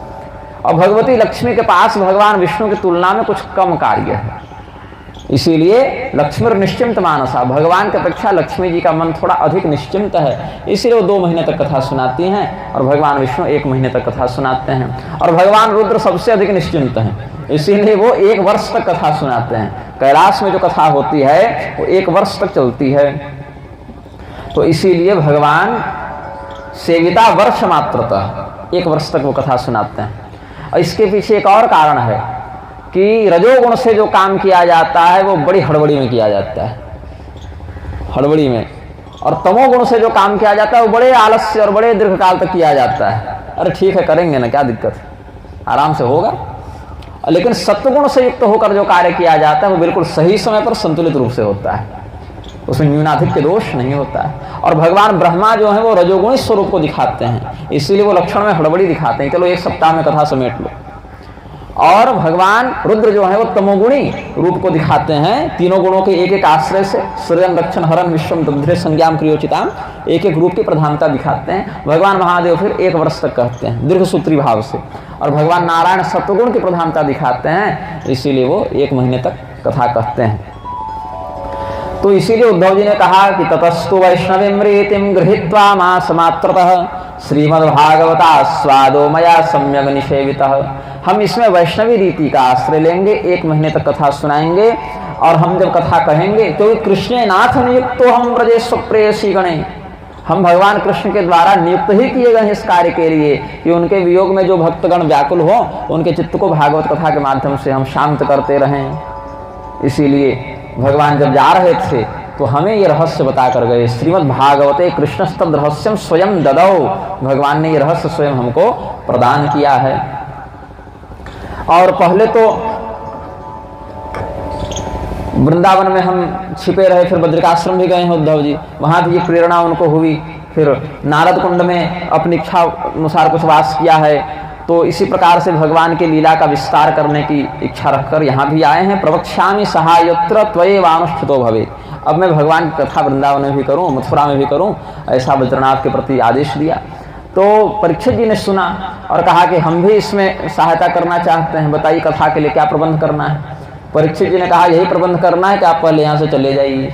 क्यों चले जाएं, हम कथा न सुन सकते हैं क्या हम अधिकारी नहीं हैं? बोले अधिकारी तो आप हैं, तवैव भगवत शास्त्रे यतो मुख्याधिकारिता। आप तो भागवत कथा सुनने के प्रधान अधिकारी हैं परीक्षित जी, लेकिन इसके अतिरिक्त आपके ऊपर एक बहुत बड़ा कार्यभार है कि आप इस पृथ्वी के चक्रवर्ती राजा हैं। और राजा 1 महीना का संकल्प लेकर अभी बैठ जावे तो कलयुग को बहुत बड़ा अवसर मिल जाएगा अपना विस्तार करने के लिए। इसलिए पहले आप प्रजा की रक्षा करें, पहले कलयुग का दमन करें और हमारी कथा हम इधर विस्तार करते रहें। और आपको मैं आशीर्वाद देता हूँ कि साक्षात भगवान के ही स्वरूप सुखदेव जी आपको कथा सुनाएंगे।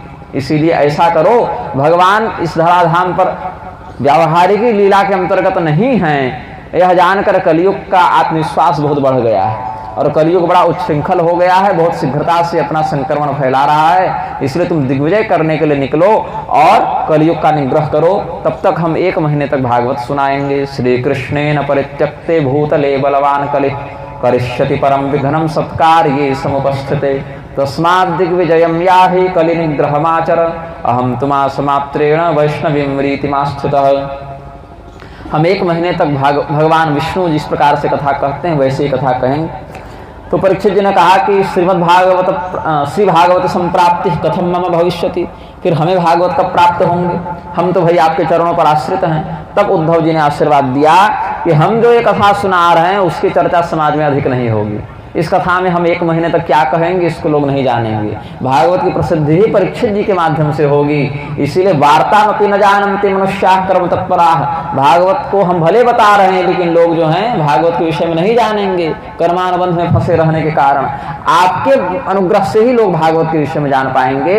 तब प्रसादेन बहवो मनुष्या भारताजिरे श्रीमद् भागवत प्राप्तो सुखम प्राप्स्यन्ति शाश्वतम् नंदनंदन रूपस्तु श्रीशुको भगवान ऋषिः श्रीमद्भागवतं तुभ्यं श्रावयिष्यत्य संशयं तेन प्राप्स्यसि राजस्तं नित्यं धाम व्रजेशितुः श्रीभागवत संचारस्ततो भुवि भविष्यति तस्मात् त्वं गच्छ राजेन्द्र कलिनिग्रहमाचर। इस प्रकार से राजा परीक्षित को निर्देश दिया उद्धव जी ने। राजा परीक्षित दिग्विजय के लिए निकले और दिग्विजय में क्या क्या हुआ ये तो फिर आगे जब प्रथम स्कंद की कथा कहेंगे तब बताएंगे।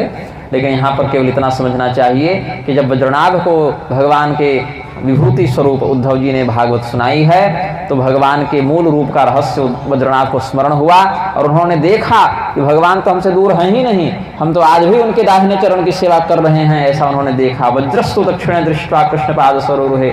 अन्य लोगों ने भी यह दर्शन किया कि वज्रनाभ भगवान कृष्ण के दाहिने चरण की सेवा कर रहे हैं।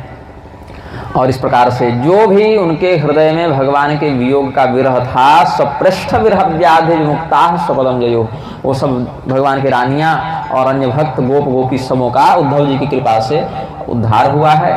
और इसी प्रकार से श्रीमद् भागवत का व्यवहार धीरे धीरे समाज में होने लगा, जिसमें प्रधान प्रसारक कौन हुए? श्री सुखदेव जी और उन्हीं के अनुगत शिष्य परीक्षित जी। तो यहाँ पर सूत जी ने भागवत के महत्व में वक्ता श्रोता के लक्षण में कुछ महत्वपूर्ण बातें कही हैं। कहा कि भगवान अनंत हैं, उनकी कीर्ति अनंत है, इसीलिए उनका रहस्य भी अनंत है। प्रमाणम तस्य को वेद हिरं तस्याक्षरात्मनः। जो अनंत ब्रह्म हैं, शब्द तो अनंत हैं, तो हम क्या कहें कि भागवत कितना बड़ा है और कितना छोटा है। लेकिन उपलब्ध प्रारूप में यही जानो कि ब्रह्मणे हरिणा तद्दिक् श्लोक्या प्रदर्शिता।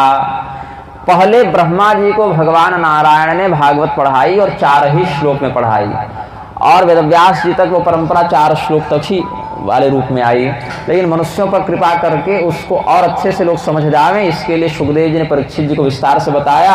और जिस प्रारूप में बताने वाले थे उस प्रारूप में सुखदेव जी की भाषा शैली में ही परीक्षित सुख संवाद को अपने दिव्य दृष्टि से जानकर वेदव्यास ने पहले ही लिख दिया। तो परीक्षित सुख संवादो योसो व्यासेन कीर्तितः ग्रंथोष्टादशसाहस्रो योसो भागवताभिधः कलिग्राह गृहीतानाम स एव परमाश्रयः। कलयुग रूपी ग्राह ने हम जीव रूपी गजेंद्र को पकड़ रखा है और वहाँ पर भगवान की भागवती कथा के अतिरिक्त अन्य कोई मोक्षदायी साधन नहीं है, ऐसा समझना चाहिए। तो श्रेष्ठ और अवर, उत्तम और अधम, इन कोटियों के वक्ता श्रोता की बात आती है। तो श्रेष्ठ श्रोता और वक्ता के क्या लक्षण हैं और अधम श्रोता और वक्ता के क्या लक्षण हैं, इसको सामान्य भाषा में समझते हुए कथा का प्रवर्तन करेंगे। तो कहे कि प्रवरा अवराश्चेते श्रोतारो द्विविधा मता, प्रवराश्चातको हंसशुको मीनादयस्तथा अवरावृक भूरुंड वृषोष्ट्राद्याः प्रकृतिता। चातक, हंस, शुक, मीन और भृंग, ये 5 प्रकार के श्रेष्ठ वक्ता और श्रोता होते हैं। एवं विध वृक, भूरुंड, वृष, उष्ट्र और खर, ये 5 प्रकार के अधम श्रोता और वक्ता होते हैं। इनके लक्षण क्या हैं?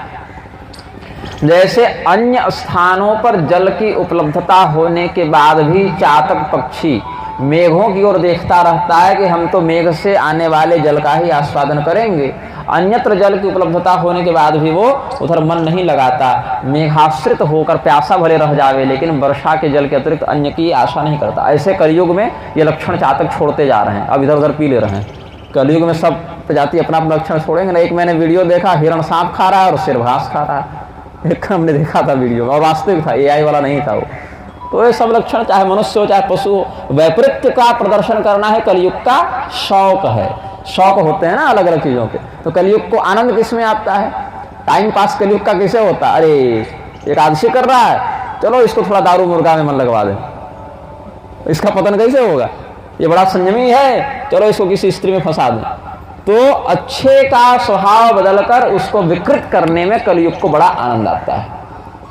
कलयुग का शौक है यह, उसका मनोरंजन है यह। श्रेष्ठ गति को प्राप्त होने के लिए लालायित लोगों को अधम गति की ओर भेजकर उसके कष्ट से आनंदित होना, ये दुष्ट का स्वभाव है, यही कलयुग की दुष्टता है। पाप नहीं लगता, दंड नहीं, ये उसका स्वभाव है। स्वभाव से फिर दंड, जैसे सिंह का स्वभाव है हिरण को खाना, तो सिंह को मांसाहार का दोष नहीं लगता। भगवान ने उसको उसी लिए बनाया है ना। यमदूत जब मारते हैं तो उनको मारने का दंड लगता है, नहीं, उसकी नियुक्ति उस कार्य के लिए। ये प्रकृति को आगे बढ़ाने के लिए आवश्यक है। कलयुग न हो तो 3 युग से संसार नहीं चलेगा। भगवान फालतू में कुछ नहीं बनाते हैं, भगवान ने बनाया है, भगवान ने उसको मान्यता दी है, तो उसके पीछे यही कारण है। जैसे मोबिल काला दिखता है, चिपचिपा होता है, दुर्गंध देता है, लेकिन गाड़ी चलाने के लिए आवश्यक है, उसकी अपनी एक उपयोगिता है। उस उपयोगिता में, उसकी सीमा में उसको भगवान ने स्थान दिया हुआ है। इसीलिए प्रकृति को आगे बढ़ाने के लिए 3 गुणों की आवश्यकता है। नहीं तो तमोगुण क्यों बनाते हो भगवान? तमोगुण के बिना प्रकृति आगे नहीं बढ़ सकती। अकेला सत्वगुण या अकेला रजोगुण या अकेला तमोगुण सृष्टि प्रवर्तन नहीं कर सकता। ये तीनों का समूह चलता है। यही होता है अंतर कि कई बार सत्वगुण बहुत बढ़ जाता है, कई बार तमोगुण बहुत घट जाता है, कई बार तमोगुण बहुत बढ़ जावे और ये सत्वगुण घट जावे। ये हो सकता है, प्रतिशत में कमी हो सकती है। सर्वथा एकल राज्य किसी गुण का नहीं होता है। अगर तीनों गुणों का स्तंभन हो जावे या साम्य भाव प्राप्त हो जावे तो प्रलय हो जाता है, फिर प्रकृति आगे नहीं बढ़ सकती है, समय ही रुक जाएगा फिर ना। इसलिए समय को प्रवर्तित करने के लिए और कर्मानुबंध को आगे बढ़ाए रखने के लिए, सृष्टि चक्र को प्रवर्तित करने के लिए कलयुग की आवश्यकता। और कलयुग है कितना जो आपको चिंता है? 10% तो है। चारों युगों का पूरा काल देख लें आप तो कलयुग 10% है। 100 दिनों में 10 दिन कलयुग है। उतना तो रहने दीजिए महाराज जी, क्योंकि उसकी उपयोगिता उतनी है। थोड़ा हो हल्ला है मुसलमानों का, ठीक हो जाएगा। हो हल्ला करने के लिए नाम चाहे जो लगा दीजिए, लेकिन हरकतें तो वही रह जाती हैं। हाँ, तमोगुण के ही सब हैं, सब एजेंट हैं उसके, कलयुग के गुलाम हैं, स्लीपर से। उसको भी नहीं पता हम इनके लिए काम कर रहे हैं। इनको ये तो इतने निम्न स्तर के हैं अधर्म को बढ़ाने के लिए कि कलयुग के सामने ये कलयुग तो इन पर ध्यान भी नहीं देता। ये तो छोड़े हुए इसके अवैध संतानें हैं जो कुछ कुछ अपना कार्य करती रहती हैं, कहीं कहीं उत्पात मचाती रहती हैं। रावण को याद था कि उसके कितने बाल बच्चे नाती पोते हैं। तो इनको भी नहीं पता कि इनका जो अधर्म है वो मूलतः किसकी वृद्धि के लिए लग रहा है। ये सब ईंधन हैं, ये सब ईंधन बन रहे हैं उस महाज्वाला में जो कलियुग धर्म को जलाने के लिए ज्वालामुखी बना रहा है। ईंधन है इसके, इनका भी विकास थोड़ी है। तो यहाँ पर कहते हैं, चातक का हम लक्षण बता रहे थे कि अन्य समस्त शास्त्रों की कथाएं भी कल्याण करती हैं। ऐसा नहीं है कि अन्य शास्त्रों की कथाओं से नरक चले जाओगे, ऐसा थोड़ी है। अन्य पुराणों का या अन्य देवताओं का आश्रय लेकर भी इच्छानुसार फल की प्राप्ति हो ही जाती है। लेकिन चातक श्रेणी के जो श्रोता होते हैं या वक्ता होते हैं वो क्या कहते हैं कि हम जब सुनेंगे भागवत ही सुनेंगे, जब कहेंगे भागवत ही कहेंगे। ये उनकी निष्ठा होती है, अन्य से द्वेष नहीं है। ये उनका विषय, नैष्ठिक विषय है कि हम जब पिएंगे तो वर्षा का जल ही पिएंगे, जब कहेंगे, जब सुनेंगे तो भागवत ही कहेंगे, सुनेंगे। अखिलोपेक्षया यस्तु कृष्ण शास्त्र श्रुतौ व्रति सचातको यथाम्भोध मुक्ते पाथ सिचातक। फिर एक हंस संज्ञक श्रोता होता है, वो ये नहीं कहता कि हम केवल भागवत सुनेंगे, वो कहता है कि हम कृष्ण चरित्र सुनेंगे, चाहे जिस भी ग्रंथ से मिल जाए, चाहे ब्रह्म वैवर्त से मिल जाए, चाहे गर्ग संहिता से मिल जाए, चाहे पद्म पुराण से मिल जाए, चाहे सनत कुमार पुराण से मिल जाए, चाहे नृसिंह पुराण से, चाहे हरिवंश से, कहीं से मिल जाए। तो मतलब उसको जल पीने से मतलब है, चाहे कहीं से प्राप्त हो जावे, बस वो शुद्ध जल ग्राह्य होना चाहिए। तो ये भी अच्छी बात है, इसमें भी कोई बुराई नहीं है। और चातक क्या कहता है, नहीं हम कृष्ण ही जी का चरित्र सुनेंगे, लेकिन भागवत से ही सुनेंगे, फिर हम हरिवंश इत्यादि भी नहीं देखेंगे। तो ये ग्रंथ और रूप दोनों में निष्ठा हो गई। और दूसरे का कहना है कि नहीं नहीं, हम तो भाई कृष्ण भगवान का ही चरित्र सुने, लेकिन जहां जहां उपलब्ध हो वहां से ग्रहण कर लें, और उन ग्रंथों में जो बातें कृष्ण परक ना हो उनका परित्याग कर दें, केवल कृष्ण परक विषय को ग्रहण कर लें। जैसे निरक्षर विवेकी जो हंस है, वो दिव्य सामर्थ्य जिस हंस के पास है, वो दुग्ध मिश्रित जल को जब पाता है तो जल छोड़ देता है और दुग्ध का आस्वादन कर लेता है। तो यहाँ पर बात है, एक को चाहे विशुद्ध दुग्ध, एक कहा कि कोई बात नहीं, अगर अन्य मिश्रित भी तत्व हो लेकिन अविरुद्ध हो। अब तेल मिलाकर ना, जल ही मिलाकर अविरुद्ध तत्व अगर हो तो जल का हम बहिष्कार कर दें और दुग्ध पी लें, वहां से अपने काम का विषय ग्रहण कर लें। फिर एक शुक संज्ञक श्रोता होता है जो सुष्ठुमितम वक्ति, कम बोलता है, सही बोलता है, और जब वो बोलता है तो वक्ता और श्रोता सबों को हर्ष होता है। मतलब प्रसंग विरुद्ध नहीं बोलता है, जो प्रसंग की बात है, प्रश्न है, उसी को सामने रखता है। और जब तोते के सामने आप एक ही विषय को कई बार बोलें तो सुनकर याद कर लेता है और तोता फिर नकल करके दोहराता है। तो ये शुक संज्ञक श्रोता जो है वो क्या करता है, विषय को याद रखता है और फिर अन्य स्थानों पर भी उस ज्ञान को बोलता है, अविकृत रूप में, बढ़ा चढ़ा कर नहीं, यथावत उसका प्रस्तुतिकरण कर देता है। और एक मीन संज्ञक होता है, वो बिना पलक झपकाए बिल्कुल एक टक दृष्टि से देखता रहता है। जैसे मछली की पलकें नहीं गिरती, ऐसे ही ये निर्निमेष भाव से कथा श्रवण करने के लिए अपलक दृष्टि से भगवत कथा का आस्वादन करता है। और जल से युक्त मीन का तो जीवन है, जल से हीन मीन का जीवन नहीं बचता। वैसे ही कथा रहित होकर ये जो कथा मात्र का जीवन, वो कथा के माध्यम से अगर इसका वियोग कर दिया जाए, कथा से इसको दूर कर दिया जाए, तो फिर ये तड़प जाता है और जल्दी कथा न मिले तो ये मर भी सकता है। ये भगवान का ध्यान करते करते शरीर त्याग देना पसंद करे, लेकिन कथा से रहित होकर जीवन यापन करना पसंद नहीं करता है। बड़ी उत्तम कोटि है, बड़ी दुर्लभ कोटि है। ऐसी कोटि तो पढ़ने सुनने को ही मिलती है। कदाचित लाखों करोड़ों में कोई ऐसे संत हो जावे तो हो जावे, जो भगवान के ही कृपा पात्र कोई भेज दिए गए महापुरुष तो हो जावे।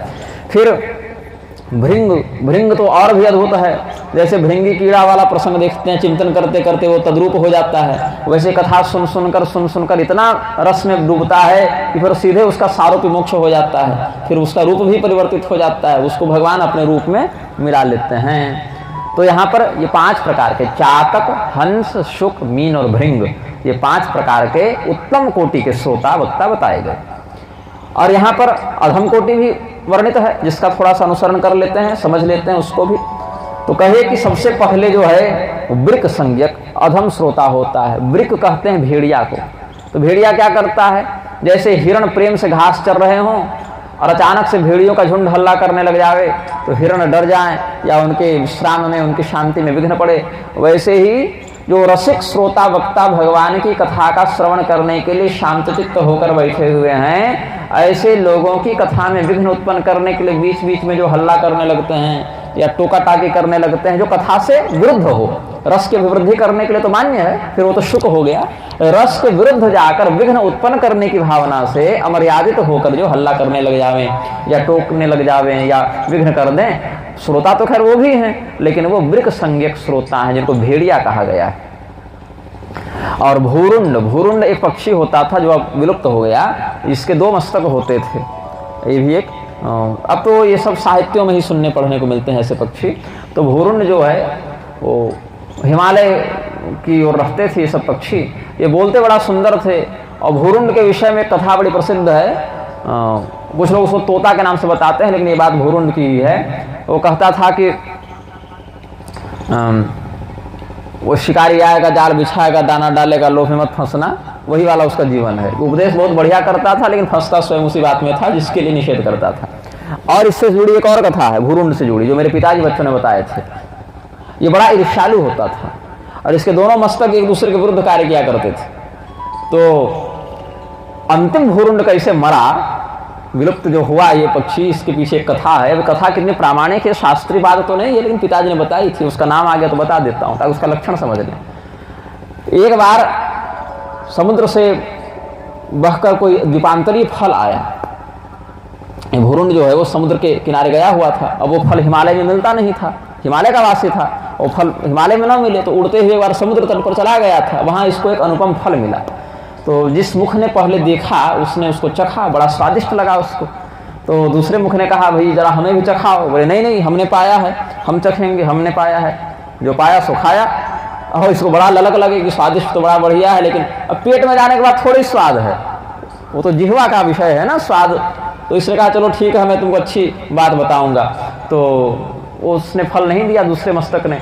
फिर ये गया उड़ते उड़ते एक दूसरे स्थान पर जहरीला फल मिला। बोला अब मैं इसको खाऊंगा। बोले नहीं भैया मत खाओ, हम मर जाएंगे। बोले तो उससे क्या मतलब है, जो पाया सो खाया, वो खा गया। क्योंकि मैं तो मरूंगा, तुमको लेकर मरूंगा, तुमने फल मुझे क्यों नहीं दिया। तो ईर्ष्या के चक्कर में बोला कि तुमको भी मार के रहूंगा। तो फल खा लिया और विष पूरे शरीर में गया, वो भी मर गया। तो शिक्षा तो बड़ी सुंदर देता है कई बार, लेकिन स्वयं उसका आचरण करने की बात आवे तो पीछे हट जाता है, प्रमादी हो जाता है। यथा हिमवतः श्रृंगे भूरुंडाक्षो विहंगम। और वृष कहा मतलब बैल। यहाँ वृषो ही भगवान धर्म वाला बैल नहीं है, धर्म स्वरूपी वृषभ की बात नहीं है। यहाँ मूर्खता वाले वृषभ, बैल बुद्धि वाले बैल की बात है कि उसको आप चाहे अनार खिलाइए, खजूर खिलाइए, चाहे जो खिलाइए, और सूखा पुआल दे दीजिए। पैरा पौरा क्या कहते हैं अलग अलग भाषाओं में, हमारी तरफ पोरा कहते हैं, छत्तीसगढ़ में पैरा कहते हैं, पुआल कहते हैं, पराली कहते हैं कई स्थानों पर, है ना। अलग अलग भाषाओं में उसके अलग अलग नाम हैं। अन्न के बाद जो फसल में धान गेहूं में डंठल बच जावे उसको भी खाता है वृषभ। और कहीं अगर मधुर फल मिष्ठान मिल जाए तो उसको भी चबा लेता है। और दोनों को एक रस से ग्रहण करता है। ये नहीं कि भाई मिठाई खिलाए हो तो अब मैं ये नहीं खाऊंगा। तो जो वृष संज्ञक श्रोता होता है उसको पता ही नहीं है कि कथा में कहीं कौन सी बात शास्त्रोक्त है, कौन सी अशास्त्रीय है। ओ भैया ठीक है, व्यास जी ऊपर बैठकर बोल रहे हैं तो सब बढ़िया बोल रहे होंगे, तभी तो ऊपर बैठे हैं। इसी चक्कर में वो टोटकेबाजों के चक्कर में ही पड़ जाता है। तो होता क्या है कि क्या सार है, क्या असार है, क्या ग्राह्य है, क्या अग्राह्य है, कौन सी कथा शास्त्रीय प्रारूप में है, कौन सी तमाशा झांकी और मनोरंजन के लिए है, तो ये सब का विवेक उसको नहीं रहता। तो उसको बैल बुद्धि श्रोता कहा गया है। स्वाद द्राक्षाम खलिम चापे निर्विशेषम यथा वृष। फिर एक श्रोता होता है ऊंट, उष्ट प्रजाति का। वो क्या करता है, सौष्ट्रो मधुरम मंचन विपरीते रमेतयः यथा निम्बं च अत्युष्ट्रो हित्वाम ब्रह्मपि तद्युतम। और ये श्रोता मिला था मुझे एक दिन। ये हर प्रकार के श्रोता मुझे मिले हैं। एक श्रोता जो मैंने कहा ना, वो जो भेड़िया वाला श्रोता, वो भी मुझे मिला था। मेरी अवस्था लगभग 7-8 वर्ष की थी। और हमारे झारखंड में एक जिला है बोकारो, वहाँ पिंडरा जोरा एक गाँव है। तो वहाँ क्या करते थे गाँव के लोग, वो सब स्त्रियों का नाच गाना मंगवाते थे सरस्वती पूजा में। वो सब पैसा उड़ाते थे जुआ में और स्त्रियों के नाच गाने में। तो किसी सज्जन ने एक दिन प्रेरणा दी कि तुम लोग इतना पैसा खर्च करते हो और ये अधर्म करते हो, उससे अच्छा कुछ यज्ञ करो, धन की सार्थकता हो। तो किसी सज्जन ने प्रेरणा दी और भगवान की कृपा से लोगों ने बात मान ली। तो वहाँ श्रीमद् भगवद गीता सप्ताह ज्ञान यज्ञ उन्होंने करवाया और मुझे बुलाया था। तो मैं जब वहाँ प्रवचन कर रहा था तो फिर भी पूरा गाँव थोड़ी सज्जन हो गया था। अब जिसको नाच गाना देखने का मन था वो तो उसका तो भाई मन टूट गया ना, कि क्या वेदांत सुना रहे हैं, गीता सुना रहे हैं। तो हमने जब अक्षौहिणी का परिमाण बताया मंच से तो खड़ा हो गया और कहा कि आप देखने गए थे, गिनने गए थे कितने सैनिक होते हैं। अब ये तो शब्द प्रमाण से पता चलता है ना विषय। तो फिर लोगों ने उसको मारा पीटा, हम लोगों ने मना किया, फिर जो गति जिसकी होनी थी वो तो हो ही गई। ऐसे श्रोता मिले। एक ऊँट वाला मैं बता रहा हूँ, इस समय भी मेरी अवस्था 9-10 वर्ष की थी, तो कोई व्यक्ति आए, बोले महाराज बोले बहुत बढ़िया, लेकिन आनंद नहीं आया। ठीक है भाई, अब आनंद कैसे दें? तो कहा कि बीच में थोड़ा थोड़ा चुटकुला भी सुनाया कीजिए तो आनंद आवे। तो पिताजी ने कहा कि भाई आपको ज्ञान यज्ञ करवाना है कि सर्कस? आपने तो बैनर ज्ञान यज्ञ का लगाया था, आपने फोन करके कहा था कथा करवानी है, आपने ये तो नहीं कहा था कि कॉमेडियन बुलाओ, स्टैंड अप कराओ। आपने तो कथा का नाम, तो कथा में कोई दिक्कत हो तो बोलिए। बोले ना कथा तो बहुत बढ़िया है, लेकिन मनोरंजन नहीं हो रहा, तो बीच बीच में जो है सो हंसाया कीजिए। तो ऐसा श्रोता मिला था मुझे। तो कहते हैं इस श्रोता का लक्षण कि आम को छोड़ के नीम चबावेगा, बबूल चबावेगा। ऊँट जो है वह मधुर फलों का परित्याग करके कड़वे कषैले तिक्त फलों की ओर अधिक आकर्षित होता है। तो ऐसा श्रोता जो है वो सुनने बैठ भी जावे तो जो निगम कल्पतरोर गलितम फलम है उसका परित्याग कर विषय वासना के तिक्त फलों की ओर उसका मन भटकता है। सौष्ट्रो मधुरम वंचन विपरीते रमेतयः यथा निम्बं चरत्युष्ट्रो हित्वाम्रमपि तद्युतम। ऐसे ही एक गधा होता है, वो भी श्रोता ही होता है। तो गधे के ऊपर अगर आप 100 किलो सोना का बोरा रख दें और या 100 किलो कोयला रख दें, उसको बस 100 किलो पता चलेगा। वो सोना है कि कोयला है, उसका क्या महत्व है ये नहीं समझेगा वो, उसको केवल भार का अनुभव होता है। ऐसे ही कुछ श्रोता ऐसे होते हैं जिनको पता है कि हाँ 3 घंटा 4 घंटा बैठे, इतना समय हमने दिया, इतना खर्च हमने किया, उससे क्या मिला, उसका क्या महत्व है कि महत्वहीन हो गया हमारा समय, इसका उसको विवेक नहीं होता। तो ऐसे करके बहुत से वक्ता श्रोता के हमने बताए। और विज्ञेयास्तत्तदाचार प्रकृति संभव, और ये सब अपना लक्षण अपने व्यवहार से दिखा देते हैं। माथे पर किसी का नहीं लिखा होता, उनकी प्रकृति से उनके आचरण से पता चल जाता है कि किस श्रेणी का वक्ता है और किस श्रेणी का यह श्रोता है। बोले अच्छा ऐसा बताइए, अब इतने प्रकार के श्रोता वक्ता हैं, कुछ ऐसा बताइए जिसका अनुसरण करने का हम प्रयास करें। अलग अलग लक्षण बताए, 10-10 प्रकार बता दिए, उत्तम अधम मिलाकर। बोले कुछ ऐसे लक्षण बताता हूं जिसका अनुसरण हर श्रोता को करना चाहिए। तो क्या कहते हैं? यस्थित्वाभिमुखं प्रणम्य विधिवत्यक्तान्यवादो हरेर् लीलाः श्रोतुमभीप्सतेति निपुणो नम्रोऽथ क्लिप्ताञ्जलिः शिष्यो विश्वसितोऽनुचिन्तनपरः प्रश्नेऽनुरक्तः शुचिर्नित्यं कृष्णजनप्रियो निगदितः श्रोता स वै वक्तृभिः। जो वक्ता के सम्मुख बैठे और विधिवत प्रणाम करे और इधर उधर की चर्चा फिर न करे, जब कथा सुनने बैठे तो कथा में मन लगावे, फिर इधर उधर की बहसबाजी न करे, तो त्यक्तान्यवादो, अन्य प्रकार की विषय वार्ता को भूल जावे, भगवान की लीला को सुनने के लिए बिल्कुल तैयार रहे, दत्तचित्त रहे, एकाग्रचित्त रहे, नम्र भाव से हाथ जोड़कर अनुशासित होकर विश्वास पूर्वक, और जो सुने उसका फिर चिंतन भी करे। ये नहीं कि भूल जावे, फिर भूल कर क्या लाभ। तो सुने तो फिर कथा का चिंतन करे, क्या बताया गया, उस उपदेश को हम कितना अपने जीवन में लागू कर रहे हैं, कितना करना बचा है, ये सब पर चिंतन करे, और भगवान कृष्ण और उनके भक्तों का सदा सेवन करे, उनका प्रिय बना रहे, उनकी सेवा करे। तो ऐसा वक्ता श्रोता जो है वो बहुत उत्तम है। ऐसा अनुशासन लेकर चलेंगे तो वक्ता श्रोता दोनों का मंगल होता है। और भगवन् मतिरनपेक्ष सुहृदो दीने सुसानुकंपो यः बहुधा बोधन चतुरो वक्ता सम्मानितो मुनिभिः। कैसे वक्ता का सम्मान होता है? भगवन मति, जिसका मन भगवान में लगा हुआ हो, अनपेक्ष, अपेक्षा ज़्यादा न करे कि अच्छा यहाँ तो इतने ही श्रोता आ गए तो क्या सुनावे, 10-20 हज़ार होते तो सुनाने में मन लगता। तो अपेक्षा न करे कि हमको इतना बड़ा मंच चाहिए, तो हमको इतना बड़ा पांडाल चाहिए, तो हमारे लिए लाइव रिकॉर्डिंग होनी चाहिए। अगर व्यवस्था है तो ठीक है, और न है तो फिर कथा मात्र करे। अब आज क्या हुआ मैं बता ही दूँ प्रसंगवशात। अब आज शोभा यात्रा निकली। अब हमने तो नहीं कहा था कि निकालो, कहा था क्या आपको? हमने कहा था कि हमारे लिए रथ मंगाओ और हमको शोभा यात्रा में ले चलो, ऐसा हमने तो नहीं कहा था। तो ये लोग लाइव चलाए, तो कोई सज्जन हैं, उन्होंने कमेंट किया कि आप तो कथा में ताम झाम चाहते नहीं हैं, आप तो ताम झाम का विरोध करते हैं, फिर स्वयं शोभा यात्रा में चले गए। यही सब खर्चा देखकर लोग कथा नहीं करा पाते। हमने कहा भैया, हमने थोड़ी कहा, हमने तो ये भी नहीं कहा कि मेरा पांडाल आप 1 डिसमिल में लगाएं कि 20 एकड़ में लगाएं। ये तो आपकी इच्छा है, आपका प्रबंध है। हमने तो यह भी नहीं कहा कि हमारे लिए इतने श्रोता कम से कम होने चाहिए तब हम जाएं, क्योंकि बहुत से वक्ता ऐसा करने लगे हैं। कि जब तक इतने हजार श्रोता न हो, इतने ट्रक लोग ना आवे, तब तक हम ना जाएं। तो ये भी हमने नहीं कहा। हमने यह भी नहीं कहा कि रिकॉर्डिंग की व्यवस्था कीजिए, या इतने माइक लगाइए, या इतने संगीत वाले लगाइए, या इतने झांकियाँ लगवाइए, या इतना चढ़ावा चढ़ाइए, कुछ नहीं कहा। और श्री रामचरितमानस की कथा या अद्भुत रामायण सब तो ऐसे ही कहते जा रहे हैं सत्संग भाव से। हाँ, और ये ही बात है कि जो अधिकाधिक जय करना चाहें और जिसका निषेध भी न प्राप्त होता हो, तो उसमें फिर हम कुछ आपत्ति नहीं करते। बल्कि हम तो 2 बार कहे आज कि शोभा यात्रा में हम नहीं जाना चाहते, क्लांति भी थी शरीर में, कुछ अधिक थकावट भी थी, और कहे कि क्या जाएं उतनी दूर। तो फिर ये लोग बताए कि आप लोग बड़ी त्याग तपस्या करके और अपनी संपदाएं बेच बेच कर भी ये कथा करवा रहे हैं।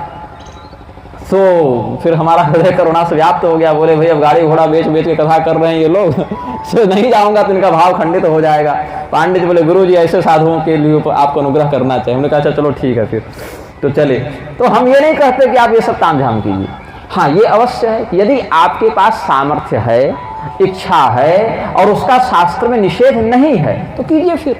फिर तो आप देवराजेंद्र बन जाइए, हमें और प्रसन्नता होगी और आप भगवान की अच्छी सेवा कीजिए। हम तो कहते हैं कि जिन राजाओं को, बड़े बड़े लोगों को संभव है वो तो सोने का ही मंडप बनवा दिया करें। फिर अगर भगवान ने सामर्थ्य दिया है तो अक्रूर जी करते ही थे स्वर्णमय यज्ञ, मरुत ने किया ही था। तो अगर आपका सामर्थ्य मरुत के समान है तो फिर सोने का मंडप बनवा दीजिए, सोने का पंडाल लगवा दीजिए, कौन मना कर रहा है। और न सामर्थ्य है तो पीपल पेड़ के नीचे बैठकर भी सुन लीजिए, कथा तो वही रहेगी।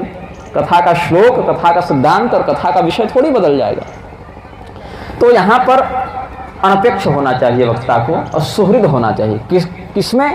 तो सुहृदो दीने सुसानुकंपो यह, जो भगवान के भक्त हैं और जो विनम्र हैं, जो सेवा परायण लोग हैं, उनसे अनुकंपा पूर्वक सौहार्द का व्यवहार करना चाहिए। ये नहीं डांटते रहना चाहिए कि तुम काजू नहीं खिला रहे हो, तुम किशमिश नहीं खिला रहे हो, तुम इतनी बड़ी माला नहीं चढ़ा रहे हो, ये सब नहीं। क्योंकि बहुत से लोग कहने लगे हम कथाओं में, ये हमारा यहाँ पर आश्रम बन रहा है, इतना डोनेशन दे दीजिए, यहाँ पर ये कर दीजिए, वो कर दीजिए। आप अपने आश्रम के विस्तार करने के लिए, गौ सेवा करने के लिए, लोगोपकार करने के लिए व्यवस्था करें, लोगों से धन संग्रह भी करें। याचना करना भी अधर्म नहीं है अगर सत्कर्म के लिए किया जा रहा हो, लेकिन व्यासपीठ से कथा को विश्राम देकर और फिर याचना करना ये उचित नहीं है। उसके लिए एक अलग से समय रखें, यहाँ भाई कथा हो जाए, फिर एक अलग कोई व्यक्ति उद्घोष करते रहे कि हाँ ये आश्रम में ये सेवा चल रही है, ये प्रकल्प चल रहा है, सब कीजिए। कथा का अर्थ फिर कथा हो गई। तो सानुकंपो यह, अनुकंपा पूर्वक। और बहुधा बोधन चतुरो वक्ता, भगवान की कथा के अलग अलग प्रसंगों में अगर किसी को कोई बात समझ में न आवे या भ्रम हो जावे, जैसे परीक्षित जी को हुआ ना कि भगवान जो है संस्थापनाय धर्मस्य प्रसमाय तरस्य च अवतीर्णो हि भगवान अंश न जगदीश्वर सकलम धर्म सेतु नाम वक्ता कर्ताभिरक्षिता प्रतीकमाचरण ब्रह्म परदाराभिमर्शनम। तो रासलीला वाले प्रसंग में परीक्षित जी को बड़ा भ्रम हो गया कि भगवान ने ऐसा काम क्यों कर दिया। तो परीक्षित जी को जो उत्तर समाधान दिया वो फिर वो प्रसंग आएगा तो फिर हम भी बताएंगे। लेकिन अगर किसी विषय में श्रोता को भ्रम हो जावे, संदेह हो जावे और उसके पूछने की शैली मर्यादित हो, तो उस स्थिति में उसको अपनी बुद्धि की सीमा में ज्ञान से आलोकित करना वक्ता का कर्तव्य है। और जो वक्ता इस कार्य में चतुर होता है उसका सम्मान तो ऋषि मुनि भी करते हैं। ये सब श्रोता वक्ता के विषय में हमने बता दिया और कहा कि 4 प्रकार से भागवत की कथा होती है। एक कथा राजसी, एक कथा सात्विक, एक कथा तामसी और एक कथा निर्गुण। तो राजसी कथा वह कहते हैं जिसको 7 दिन में सुना जावे, जो अब लगभग हो रही है। और सात्विकी कथा उसको कहते हैं जो 1 महीने से 2 महीने, कम से कम 1 महीना, अधिक से अधिक 2 महीना, इसके मध्य हो। 1 महीने से कम भी न हो और 2 महीने से अधिक भी न हो। 1 से 2 महीने के बीच में जो कथा हो, इतने समय तक वो सात्विकी कथा होती है। और तामसी कथा फिर 1 वर्ष तक चलती है। तो बोले एक संदेह की बात। और निर्गुण कथा बोले उसमें समय की बाध्यता नहीं होती है, जब तक हरी इच्छा तब तक वो चले, न उसमें कोई कामना है न कोई समय है। वो सत्संग जो चल रहा है, चाहे वो 1 घंटा चले, चाहे वो जीवन भर चले। तो बोले ये राजा परीक्षित ने जो कथा सुनी थी वो कथा तो फिर राजसी हुई क्योंकि 7 दिन सुनी थी। बोले नहीं, राजा परीक्षित ने 7 दिन कथा नहीं सुनी, राजा परीक्षित ने जीवन भर कथा सुनी। हाँ, अब उनका जीवन 7 दिन बचा था, ये अलग बात है, ये संयोग हो गया। उन्होंने जीवन भर कथा सुनी कि भाई अब हमसे ये अपराध हो गया तो हम जीवन में कोई काम करेंगे नहीं, केवल भजन करेंगे, संतों की संगति करेंगे, मोक्ष धर्म का श्रवण करेंगे सुखदेव जी से। तो राजा परीक्षित ने 7 दिन का संकल्प लेकर कथा नहीं सुनी, उन्होंने कथा केवल सुनी 7 दिन उनकी आयु की संख्या बताई गई है। कहते हैं कि नियम जो है वो समयाबद्ध न हो कि हम इतने ही समय तक ये कथा सुनेंगे, ऐसा नहीं हो। पारीक्षिते भी संवादे निर्गुणम तत्प्रकृतितम, परीक्षित जी वाला जो घटनाक्रम है वो निर्गुण कथा है, क्योंकि वहाँ 7 दिन कौन है? तप्त सप्त दिनाख्यानम तदायुर्दिन संख्या, उनके आयु के बचे हुए दिनों की वह संख्या बताई गई। तो सप्ताहम यज्ञवद यत्तो सस्रमम सत्वरम मुदा सेवितम राजसम तत्तो बहुपूजादि शोभनम, जिसमें बड़ी हड़बड़ी हो, बड़ा परिश्रम करना पड़े और बढ़िया पूजा पाठ इत्यादि करके 7 दिन में ही कथा को सुनने का आग्रह हो, वो राजसी कथा है। वो न उत्तम है न अधम है, वो ठीक ठाक है, मतलब वो एक सामान्य स्तर की मध्यम कोटि की कथा है। और कलयुग में ये कथा अधिक क्यों होती है? क्योंकि लोगों के पास इतना संसाधन और धैर्य नहीं है कि 1 महीने 2 महीने का प्रबंध अधिक कर सकें, तो कहते हैं चलो कम से कम 7 दिन ही सुन लो, क्योंकि सनत कुमार ने ये विधान बता दिया, सप्ताह श्रवण विधि कुमार भाषितः। तो सनत कुमार ने देखा कि 1-1 महीना का आयोजन तो लोग करने से रहे, तो कम से कम जीवन में 7 दिन निकाल कर भागवत को सुनो, समझो और उसका फिर अनुसरण करो।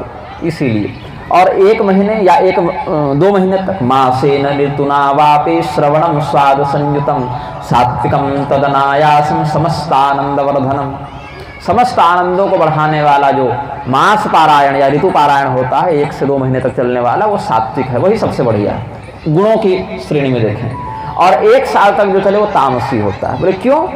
अभी 1 साल कथा सुन रहे हैं और वो तमोगुणी बता रहे हैं, क्यों? बोले इसीलिए क्योंकि 3-4 महीने जाते जाते थक जाता है व्यक्ति और फिर भूलने लगता है कि एक पहले दिन दूसरे दिन क्या सुने थे, तो इसीलिए इसमें आलस्य बढ़ जाता है, उच्चाटन हो जाता है। जितने उत्साह से कथा सुनने का आयोजन करता है साल भर उसको चला नहीं पाता है। फिर 1-2 महीने 3 महीने तो खूब बढ़िया चले, फिर लोग आलसी हो जाते हैं, वक्ता और श्रोता का मन भटकने लगता है, कब तक चलेगा, कई दिन तक बोलेगा वीर। तो 1 साल तक की कथा सुनने का धैर्य सबको नहीं होता और उसमें आलस्य बढ़ जावे, संकट अधिक आ सकते हैं, विघ्न हो सकते हैं, अव्यवस्था हो सकती है, वक्ता श्रोता के घर में कोई दुर्घटना हो जावे, कोई संकट हो जावे, तो इसमें रस की वह अभिवृद्धि नहीं हो पाती, इसलिए इसको तामसी कहा गया। और निर्गुण क्या है? वर्षमास दिनानां तो विमुच्य नियमाग्रहं सर्वदा प्रेम भक्त्यैव सेवनम निर्गुणम मतम, प्रेम भक्ति इत्यादि से युक्त होकर दिन की ओर नहीं केवल कथा की ओर जिसका ध्यान हो, ऐसा दिनाग्रह छोड़कर कथा परायण होकर जो निष्काम भाव से सुने, वो फिर चाहे 1 घंटा सुने, चाहे 10 दिन सुने, चाहे 1 साल सुने, चाहे जीवन भर सुने, वो कथा फिर निर्गुण कहलाती है। और इसीलिए कहा सदा सव्या श्रीमद्भागवती कथा या दिनानाम नियमो नास्ति सर्वदा श्रवणम मतम। इस पर कुछ विद्वान कहते हैं कि पक्षांतर नहीं होना चाहिए। पक्षांतर से तात्पर्य है कि कृष्ण पक्ष में कथा आरंभ करो तो कृष्ण पक्ष में ही पूर्ण करो, या शुक्ल पक्ष में आरंभ करो तो शुक्ल पक्ष में ही पूर्ण करो। लेकिन ऐसा कोई निषेध शास्त्र का हमें नहीं मिला है जहाँ ऐसा कोई आग्रह किया गया हो, क्योंकि बहुत से स्थानों पर एकादशी द्वादशी से भी कथा का आरंभ विधान मिलता है, वहाँ तो आपका अतिक्रमण हो ही जाएगा पक्ष का। तो ऐसा कोई निषेध हमको नहीं प्राप्त हुआ है, क्योंकि जिन नक्षत्रों में या तिथियों में सकाम बुद्धि से भी कथा को प्रारंभ करने का नियम बताया है, वहाँ कुछ तिथियाँ ऐसी भी हैं, एकादशी द्वादशी या देवी भागवत में ही भगवती के महात्म के लिए, या सप्तशती में अष्टम्याम च नवम्याम च चतुर्दश्याम तथैव च, तो भगवती की जो आराधना है वह अष्टमी नवमी चतुर्दशी इत्यादि से प्रारंभ करे या उस दिन विशेष सुने, तो वहाँ से अगर देवी भागवत इत्यादि भी सुनेंगे तो पक्षांतर तो हो ही जाएगा। हाँ, ये अवश्य है कि पक्षांतर न हो तो निर्विवाद हो जाता है, फिर कोई उंगली नहीं उठाता है, और पक्ष दूसरा बदल जाए तो कुछ लोग उंगली उठा लेते हैं, लेकिन ऐसा कोई शास्त्र निषेध हमें अभी तक नहीं मिला है। अब कहीं कुछ लिखा होगा, कोई विद्वान ये सब देखेंगे तो बता सकते हैं, लेकिन हमें स्पष्ट रूप से नहीं। अब कोई कर्मकांड की पद्धति में कहीं लिख दिए हो अपने हट से तो अलग बात है, वो तो हम भी कोई पद्धति लिख दें तो 200 वर्ष के बाद कोई पढ़ेगा कहेगा कि हाँ यही प्रमाण है, वैसा नहीं। जो मान्य आर्ष प्रमाण के रूप में प्रस्तुत किए जा सकें उसमें हमको ऐसा नहीं मिला है। अब इसमें बात देखना यह है कि वक्ता और श्रोता दोनों की श्रेणी और दोनों का व्यक्तित्व एक ही प्रकार का हो तो कथा के रस में वृद्धि होती है। जैसे वक्ता भी भगवान का प्रेमी हो और श्रोता भी प्रेमी हो तो रस बढ़ेगा। अब वक्ता भगवान का भजन करे और श्रोता देखे कि भाई हमारा बैनर, हमारा फोटो ये सब कहाँ नहीं लगा है, तो इतने लोग यह नहीं जाने कि हमने आयोजन किया है, क्योंकि आगे चुनाव में वोट भी लेना है, तो बहुत समस्या हो जाती है। तो अगर दोनों का मन संसार में लगा हुआ हो कि यजमान को कीर्ति का और प्रसिद्धि का लोभ हो और वक्ता को दक्षिणा का लोभ हो तब भी ठीक है भैया, दोनों ही संसार की ओर दृष्टि रखें। या वक्ता श्रोता दोनों भगवान से प्रेम करने वाले हो, निष्काम भाव से हो, तो भी रस की वृद्धि होती है। लेकिन दोनों में से कोई एक भगवान की ओर देखे और दूसरा संसार की ओर देखे, श्रोता बड़ा भजन करे, भजनानंदी हो, और वक्ता बड़ा लोभी हो जावे, तो भी उसको बुरा लगेगा कि कैसे व्यास जी आ गए हैं, इनको तो केवल पैसा चाहिए, भगवान को ध्यान नहीं देते। या वक्ता ही भगवत प्रेमी हो और श्रोता बैल बुद्धि निकल जावे, तो वक्ता को खटकता किसको सुनाने आ गए हैं, इसका मन तो लगता ही नहीं कथा में, तो रस फिर विखंडित होता है। वक्ता और श्रोता दोनों की श्रेणी एक ही हो तो रस बढ़ता है। यथा वक्ता तथा श्रोता तत्र सौख्यम विवर्धते उभयोर वैपरीत्येतु रसाभावे फलच्युते। अब देखिए, धन की आशा से, संसार की आशा से कथा सुनने वाले को भी फल मिल जाता है, लेकिन वो फल नश्वर होता है। संसार ही नाशवान है तो संसार से प्राप्त होने वाला विषय भी नाशवान हुआ। और भगवान की ओर बुद्धि लगाकर भगवत प्रेम पूर्वक जो कथा सुने उसको भगवान अपना तो प्रेम देते ही हैं, सुदामा जी जैसा संसारिक वैभव भी दे देते हैं। तो इस प्रकार से भगवान का जो आश्रय लेता है वो भगवान को ही प्राप्त कर लेता है, संसार में भी पूर्ण हो जाता है। लेकिन जो केवल संसार की ओर ध्यान देता है वो भगवान को प्राप्त नहीं कर पाता, और संसार में जो प्राप्त होता है वो भी एक समय नष्ट हो जाता है। ये सब भगवान की कथा के विषय में कुछ मुख्य बातें बताई गई। फिर कहा कि यदि सामर्थ्य हो तो कथा के अंत में कीर्तन करे, और तब तक करे जब तक पूरी रात्रि न बीत जाए। अब सामर्थ्य सबका ऐसा नहीं होता, तो 2 मिनट का कीर्तन मंच पर करवा देते हैं, फिर जिसका जैसा प्रबंध होता है 1 घंटा 2 घंटा का कीर्तन भी लोग करते हैं, या कुछ लोग रात को अलग अलग भजन मंडलियों को बुलाते हैं। जैसे छत्तीसगढ़ में हमने देखा कि फिर अलग अलग गांवों से 2-4 लोग आते हैं और रात भर भजन करते हैं। तो ये सब अपने सामर्थ्य का विषय है। कोई व्यक्ति अगर पूरी रात जग सकता है तो पूरी रात भजन करे, और कुछ जो कम सामर्थ्य वाले हो 1 घंटा करें, और बिल्कुल कम सामर्थ्य हो तो मैं कथा से प्रारंभ में और अंत में 2 मिनट भजन करवा दिया करता हूँ। तो इससे क्रियालोप नहीं होता। फिर आगे जिसका जैसा स्वातंत्र्य हो, सामर्थ्य हो, अपने गुरु के लिए, अपने पूज्यजनों के लिए, संतों के लिए विशेष सत्कार का प्रबंध करना चाहिए। जो समर्थ हैं उन लोगों को वस्त्रदान, अन्नदान, गौदान, स्वर्णदान ये सब करना चाहिए अपने सामर्थ्य का अवलोकन करके। और कृष्ण प्राप्तिकरम शश्वत प्रेमानंद फलप्रदम श्रीमद्भागवतम शास्त्रम कलौकीरेण भासितम।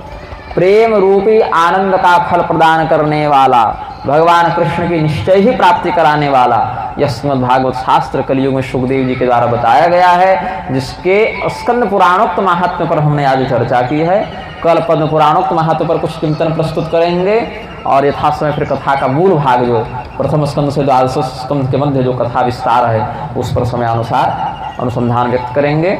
भगवान नाम संकीर्तन करें। सीताराम सीताराम सीताराम सीताराम सीताराम सीताराम सीताराम सीताराम। राधे श्याम राधे श्याम राधे श्याम राधे श्याम राधे श्याम राधे श्याम राधे श्याम राधे श्याम। सीताराम सीताराम सीताराम सीताराम सीताराम सीताराम सीताराम सीताराम। राधे श्याम राधे श्याम राधे श्याम राधे श्याम राधे श्याम राधे श्याम राधे श्याम राधे। प्रेम से बोलिए आनंद कंद भगवान की जय, श्री वृंदावन बिहारी लाल की जय।